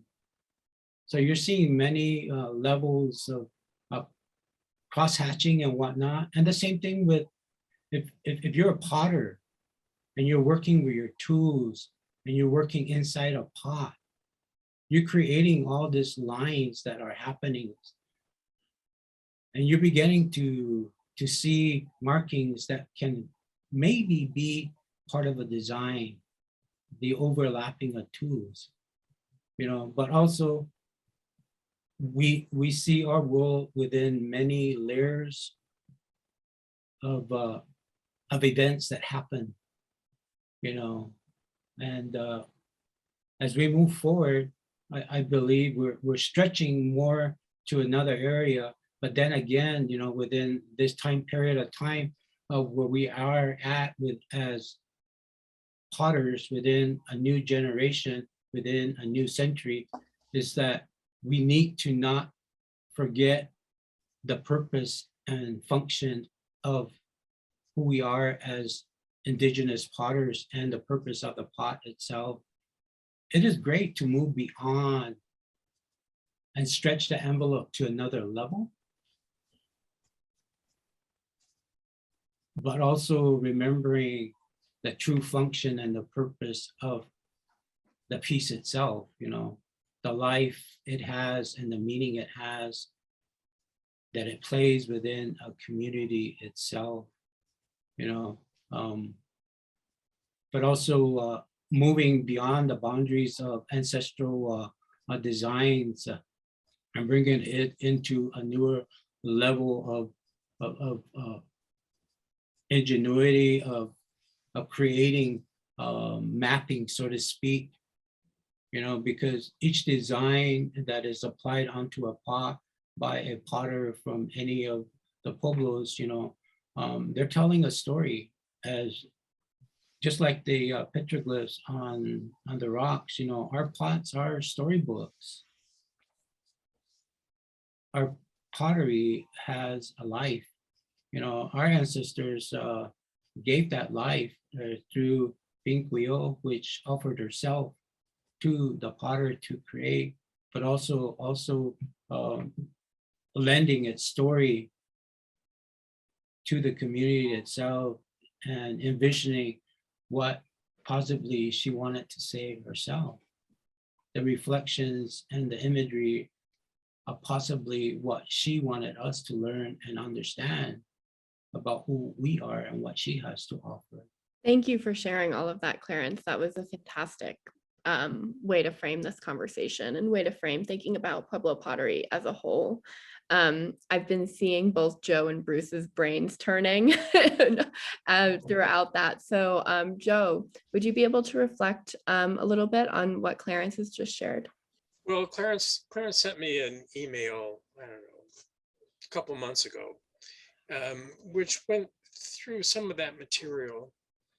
I think it's very difficult for non-Pueblo people to sort of understand the whole context of what pottery represents within the Native community. And part of the reason for that, I think, is that it has become such a big business that the commercial aspects of making pottery has been overshadowed by the commercial interests. And to hear someone speak about design and pottery from an artist's point of view is very different than the way the community seems to be, the sales community seems to be handling the world. Thanks, Clarence. Welcome. Think that's you're sharing so much, and because pottery is as much as what's right in front of you as what you can't see, or and I think Joe, you make the comment, we we, as non-Pueblo people, we can't understand Pueblo pottery. And I think that is true. I'm obviously a non-Pueblo person, but I've spent my life studying Pueblo pottery. But I think the difference can be working with people like Clarence to understand how non-Pueblo people might approach pottery to understand it better. And part of it is the unseen, the intangible aspects. Part of it, I think, too, Clarence talked about all the things going around the potter at the time the pot's made and how it incorporates those lives and those events inside that pot. I think one of the things we've done as outsiders, two things I would say. One, you just brought up, Joe, that the way the marketplace has driven our understanding of pottery. I think that the museum and the school started out that way. It has maintained the collections in that way, in the sense that the collections are divided by village in collections management, the care of the collections and so forth. Because in the museum world, incorporating the intangibles is not an easy thing to do. The museum world is not made of artists. It's not made of Pueblo people exclusively. And you've got to put, you're trying to protect them and preserve them, which is part of the museum's job, but you put them on shelves and people look at those shelves and they see, oh, this is what, you know, Acoma looks like. This is what Laguna looks like. And all people do is they try and separate things out instead of looking at, as again, like Clarence is suggesting, looking at this greater world. We know if we're listening to people's narrative, we know that people have been together at times, they've been separated, they've come back together, they've migrated. There's all these things that have happened, and we can see that there is a large idea of Pueblo pottery in terms of its materials and some of the ideologies of it. And then we can see some specifics of it that have to do with people's personal experiences. I think the one thing that we've also done, so one is that, it's a harsh word for non-Pueblo people, but I think ignoring Pueblo people in this work and putting, filling out ideas that non-Pueblo people have. And I think that's been very complicated. And I think it's really diffused any real learning that can happen or true learning that can happen. We can do better. That's all I'm trying to say. The other thing is, and then one of the ways that is transpires, and this is not about the exhibit that you and Scott worked on, Joe, not at all, but I think that we tend to look at the designs and we tend to say, well, these designs mean X things. And I think that there are several examples that someone like Kenneth Chapman, a pottery scholar who worked for the museum and school and the Indian Arts Fund, he spent 60 years trying to develop how to make a San Ildefonso pot. So he disassembled every pot. He put all the neck designs in one set of pages and all the body designs in another. And he suggested just by reassembling these, you could make a pot. Chapman again and again put that work aside. He was very frustrated by it, and he should have been, because people kept saying to him, well, that's fine, you have all those names for those designs, but where are the people? Where's the potter? My mother said that that's not really going to work that way, because that pot, then that potter's recombining of those clouds, of those rain, the fields that are on pots has maybe something to do with a specific circumstance. But we're so anxious to be able to talk about pottery. We just tend to talk in a separate world from where the pot really resides. And I think that comes back really well to the last discussion we were having about the importance or unimportance of naming and classification and labeling. And Clarence, I was wondering if you could speak to that point a little bit. Obviously, thinking about isomeric design is really one approach to thinking about Pueblo pottery. And how do you find these naming conventions, and how do you think through those in your own work and in your own teaching? Well, first of all, you know, a pot is always alive. You know, it is. It has all the features that we do.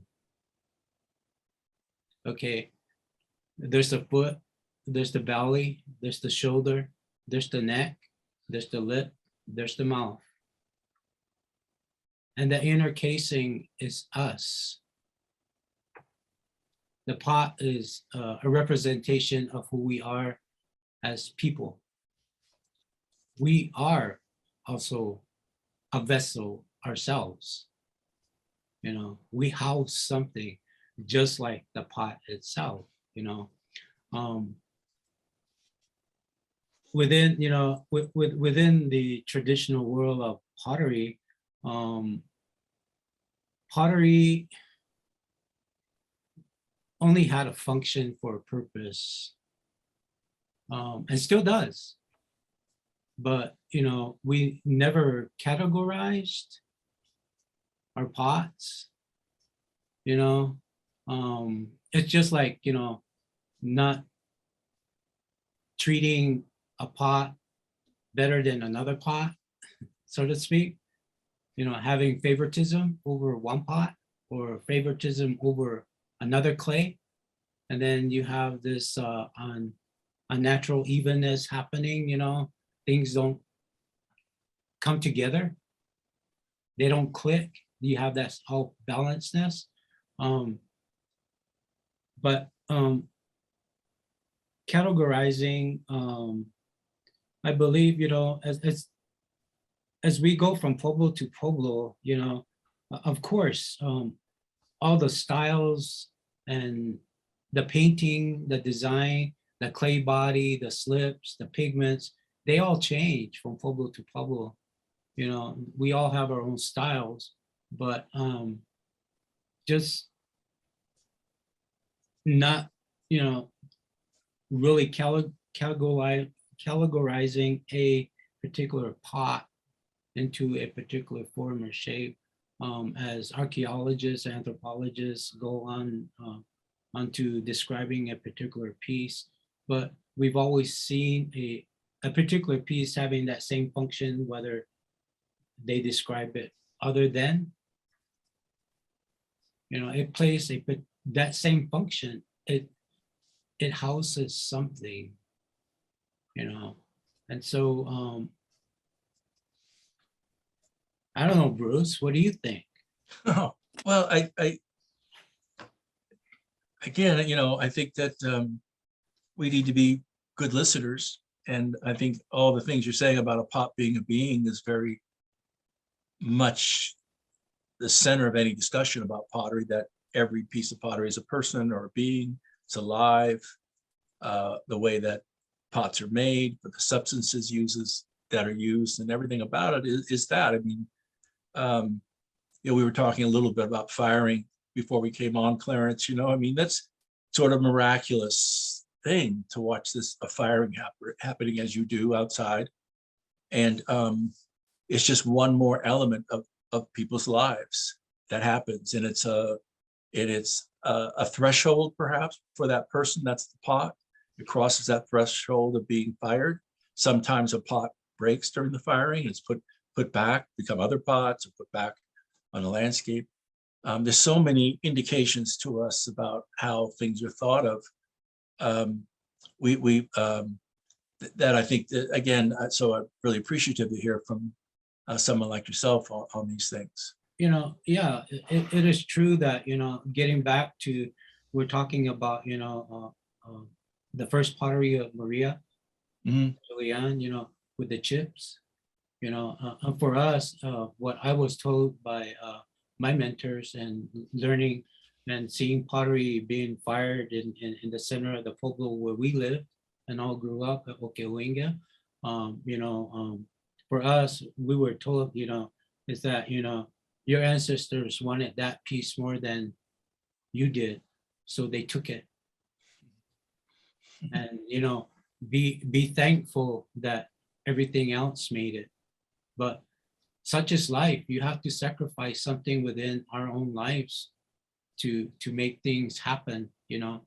And again, too, you know, pottery or any art that any of us Native people do, we have to learn to understand that it's life itself, you know. It's teaching us something in our own life and accepting things that don't happen and understanding why things happen. and try and not repeat those again within that realm of knowing why it happened, such as pottery, learning how to understand and read the mishaps and why, but also again being grateful as to things making it through and learning to understand the process. I mean, it takes a lot to make it happen. It just doesn't happen overnight, There's a lot of steps, to make the final stage happens, which is, as we see it, as we were taught, and I was taught, is the birth itself, is describing the birth of a child, coming through that ring of fire, which is the last stage of, welcoming your pot, which is your child, as you take it through the growths of building, and then adding on the different characteristics that a child has and gets and develops through the stages of growth through adulthood. Those are the same characteristics that we apply onto a pot as we create, giving it its life, And then again, too, as we're taught, all the colors that come onto and are used on a pot to be created into your child, a being, are all but the reflections of nature herself. We are of many colors as we see our children, our pot, and that's who we are, of many colors, of many characteristics, of many sizes, we come in many forms. Yeah. And, we have attitudes, and such things happen within that period of growth and making things, and mishaps occur when you're not feeling good. You have to give yourself that time to walk away and then reapproach and reconnect and let her know you're here. Take me to that next level, get grounded, learn to talk to your clay, talk to your pot, and let her know you are ready, and it's just like putting yourself in timeout, take time out, walk away, come back, refresh, come back and reapproach. So I have a question for Joe. Yeah. So, you've worked a lot with potters and potters, and you've looked at Pueblo pottery for a long time. So, we're talking now about potters, contemporary potters, people now. So I'm wondering how you see the exhibit, how it contributes to Pueblo pottery, both maybe for Pueblo people, maybe for non-Pueblo people. That was a simple question, but the answer is really complex. I think what we have tried to do is bring together a whole host of points of view about Pueblo pottery and fuse them together in a way that makes sense for multiple audiences. And I think one of the most difficult things about putting the exhibit together was how difficult it is to explain very elementary issues and ideas to someone who comes in off the street, has never been to New Mexico before, has never seen a Pueblo pot. There is just such a wide range of issues that have to be addressed that it just seems very difficult to do what you're sort of suggesting. This has been a very difficult time to curate a project. There are a lot of people who have left the museum for one reason or another. Many of the people who are working on this are not full-time employees. It's been really, really difficult. And funding has been a serious issue. It just, all the issues that you think of that you've learned to solve because you've curated exhibitions for 40 years. This is like starting all over. And it was very difficult.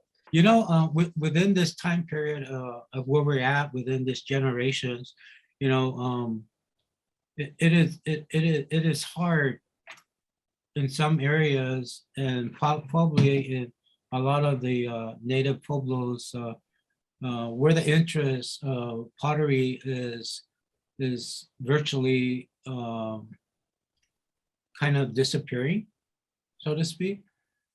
The interest in that technology is, you know, taking a hold of a lot of our young people in a great way also, but, you know, losing that concept of identity as who you are as a native person from a community from where he or she may come from. But then again, too, as we talk about contemporary wear, it depends on where the individual may be.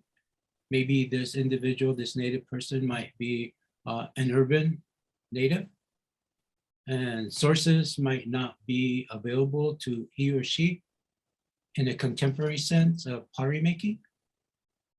But their interest is there, but they have no means of connecting to the source within a particular community, because some of our resources are only for native people. But then again, you know, having to learn to understand where material might be other than on a native land, such as U.S. forestry, BLM land, you know, is learning and seeking those outlets to find the source, and you know, understanding what material can make it happen, you know, again too, you know. And so therefore commercial wear comes into play for a lot of native folks who don't have that access to what other native potters are doing, because they come from a place of rich resources within their own community that is there for them. But other urban artists that live, you know, within the city don't have that.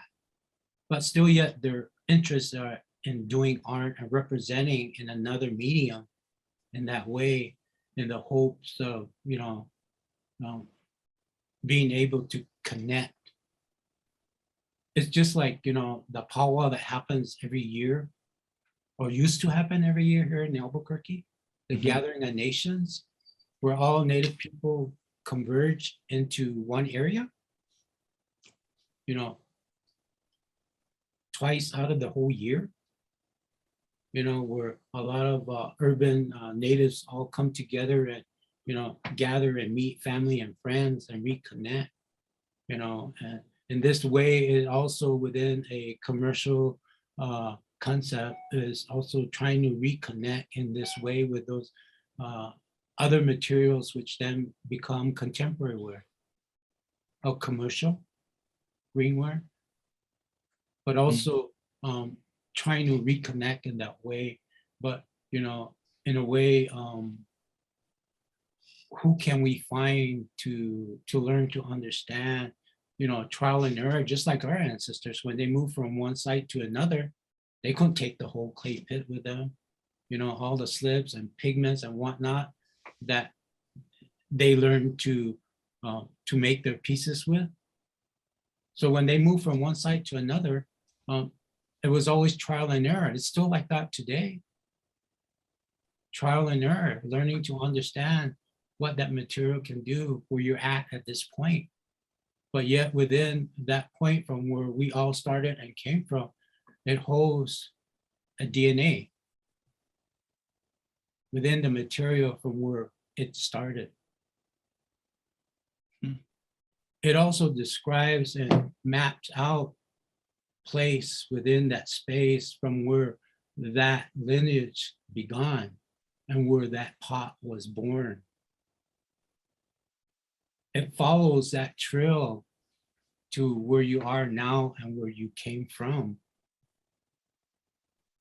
And like our ancestors, in the hopes of, keeping the generations of potters going, and also understanding who you are as a Pueblo person, I believe their hopes was to remember who you were and who you are and where you came from and where you are now.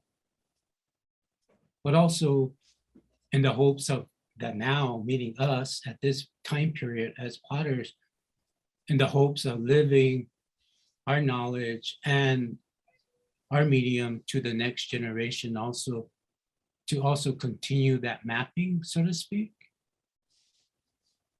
of where we are now and where we see ourselves within the next coming lineage of potters and their next generation. But, there's, there needs to be always, that categorization of contemporary versus traditional, and that true understanding of that. You still get a lot of folks that see traditional pottery as, just greenware sometimes. So you have to truly, sit and talk to them and connect to them, and not just sit there. You have to be outspoken and, educate them about what it took, or what the pot is all made of, the clay, how you got it to be what it is, what it took to make it happen, all the 9 yards up to the firing, to the very end, and really educating them about it, because sometimes they think it's just greenware, but it's not.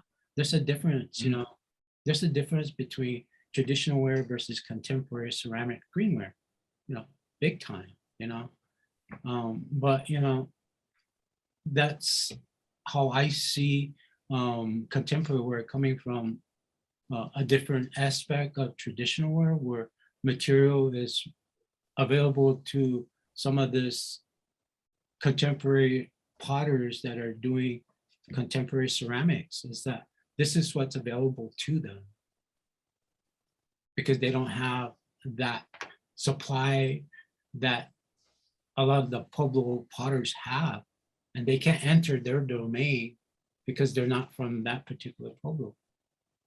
But yet they're trying hard to keep that artistry that they knew of and that they know where they're at this point off the reservation. But then you have to be true about identifying what is traditional versus contemporary. Right. Yeah. And that has to, that has to be clear across the board, and be understood about that, not only within the shows, but also within the galleries, where things are being sold. To have that true understanding, but, it has to come from the voice of the potter, to be truly explained to the buyer or interested individual that is, wanting to purchase, that they have that understanding of what it took and what the material is all about. Well, I think you're using the word mapping is really an effective word.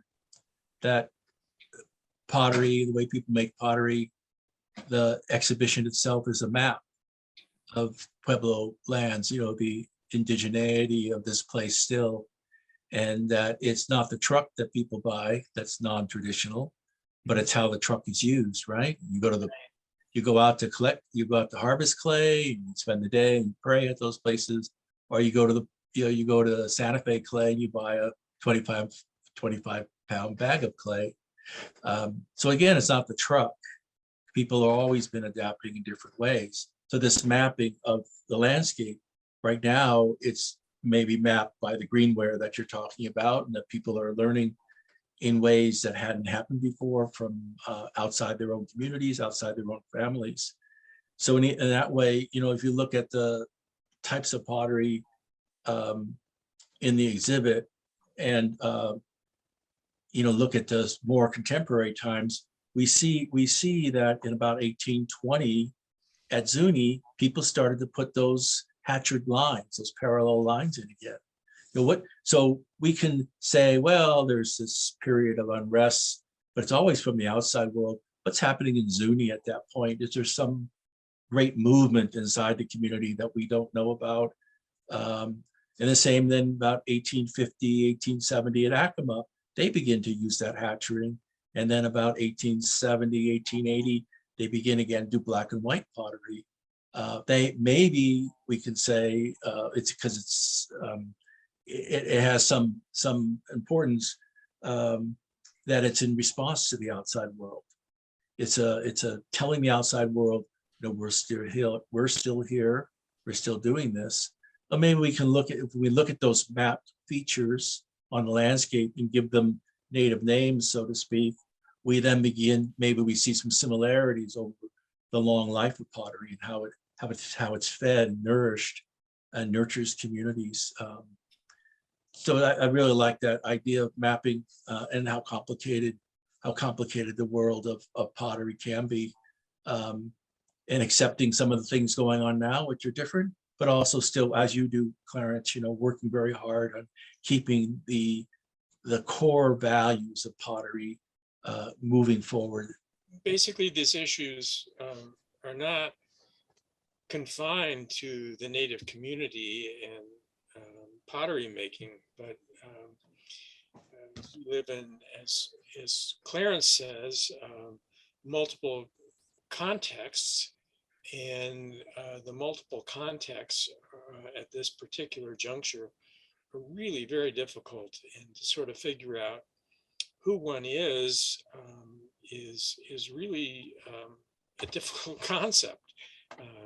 And a lot of the diversions that you find in media make it even more difficult to get down to the hard work of thinking about where you have come from. All of us have come from someplace, and some of us have moved and come here, and some of us have moved away from here. And so there's really a difficult time in terms of families thinking that their children are going to leave New Mexico because there are no jobs, and people are coming from the outside bringing ideas and trying to make New Mexico look like the place they've come from. Thank you for that. So we only have a little over 10 minutes left. And I would like to shift the conversation a little bit to be thinking about the future implications and the value of thinking with isomeric design. And Clarence, I'd love to ask you what you see as a teacher, as an instructor, as a professor, and as a practicing artist yourself, where you see these conversations moving into the future.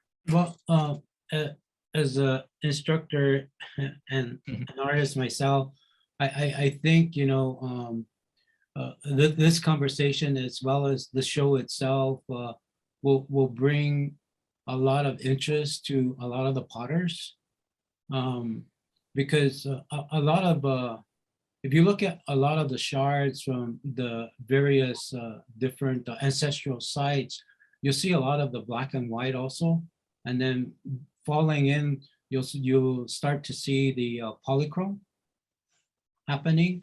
And I think this is a good conversation, and the show itself, I think you'll get a lot of the potters motivated and interested in reconnecting and bringing back, and also, as right now, as we see within the way the pottery is moving, within its styles and whatnot, but still keeping that same concept and idea of cross-hatching and whatnot into moving it forward is great.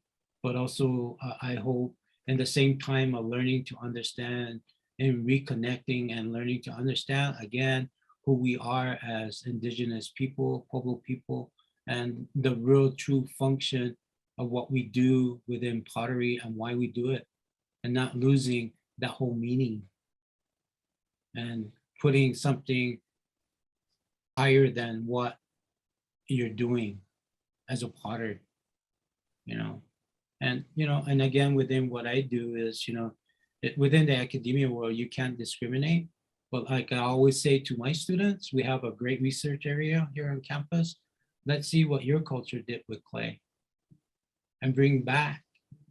And you put something together, just like Native people who are trying to revive pottery within the community from where he or she may come from, that's not being seen, or let alone the family itself, where it once used to be. That's a wonderful response. Thank you for that. Bruce, would you be able to speak to that same question a little bit? Do I have to follow Clarence? Oh. Yes. I guess so. You know, Clarence is a great teacher, and you can see why he's a great teacher. I've met his students, and they have great admiration for him. And it's easy to see that, and when you're with him, when he's working with the students, it's even more wonderful. I think that just having an exhibit of pottery is very important.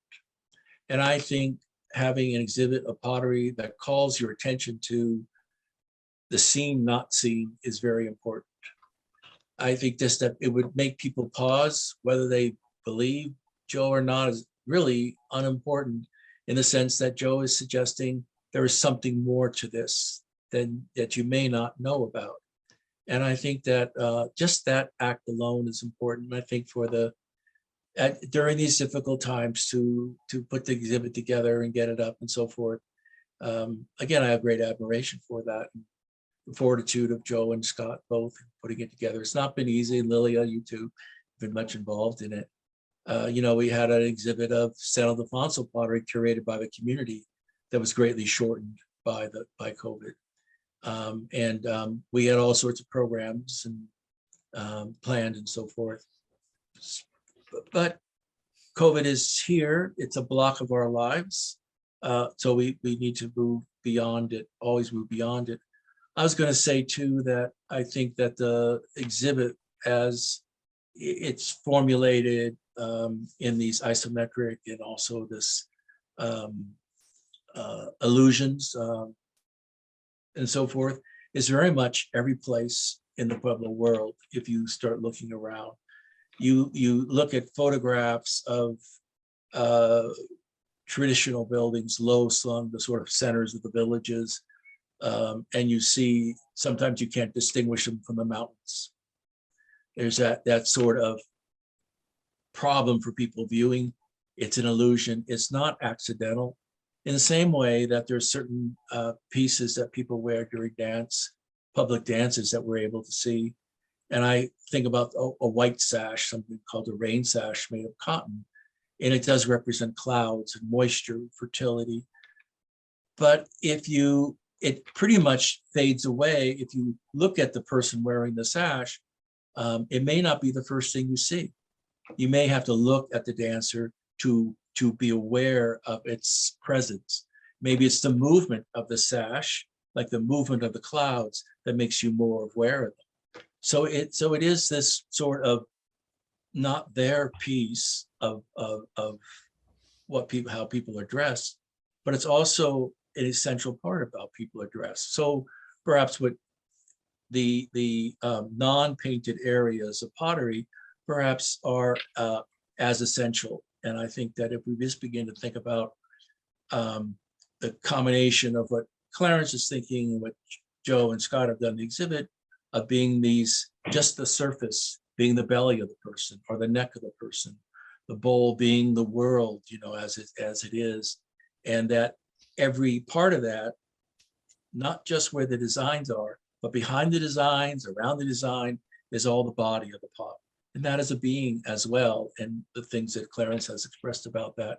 So again, I think the exhibit has great beauty and great intelligence, and can teach people a lot just about looking at something that we may not be as familiar with as we think initially. And I'm appreciative of Joe discovering this, you know, during his work with the permanent exhibits at the Art Museum over the years.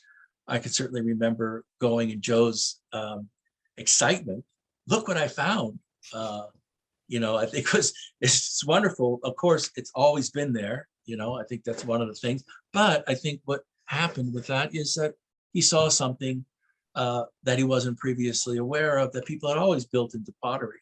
so we all get to share that enthusiasm. Absolutely.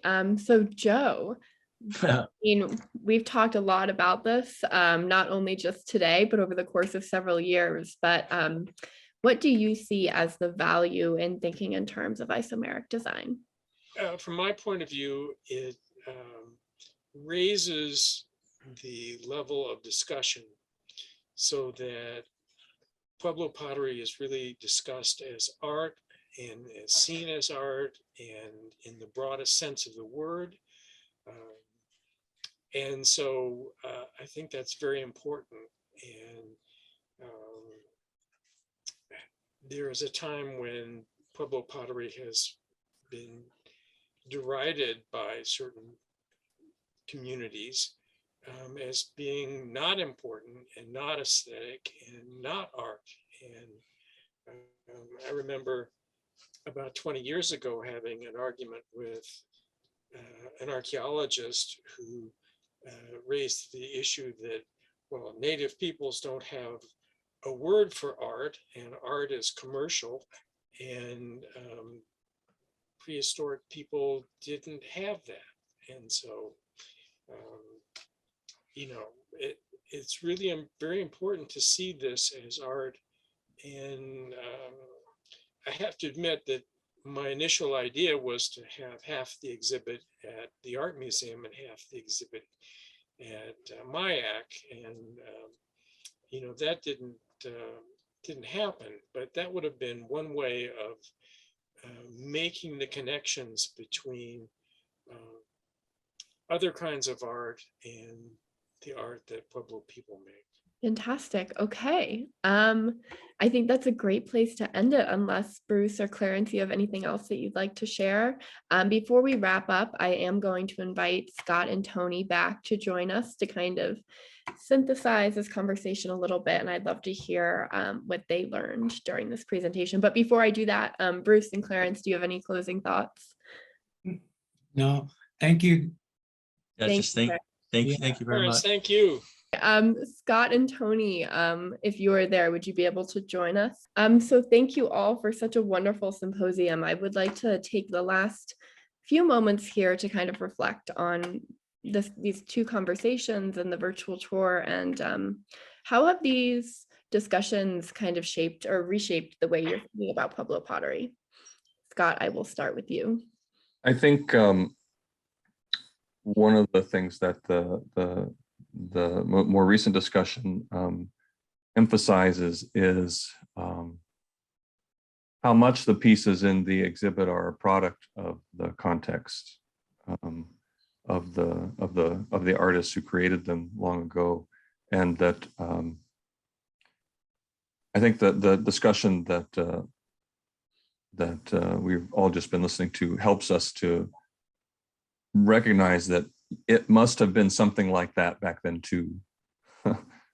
Even though most of, there are only kind of faint whispers left for us to perceive, regarding the richness of that, of the context in which these vessels were made. So I think they still do speak to us, and they give us hints, and maybe you might say they tell us the biggest picture about what was going on in that world. But so we know that it was there, even if it's hard for us to see today.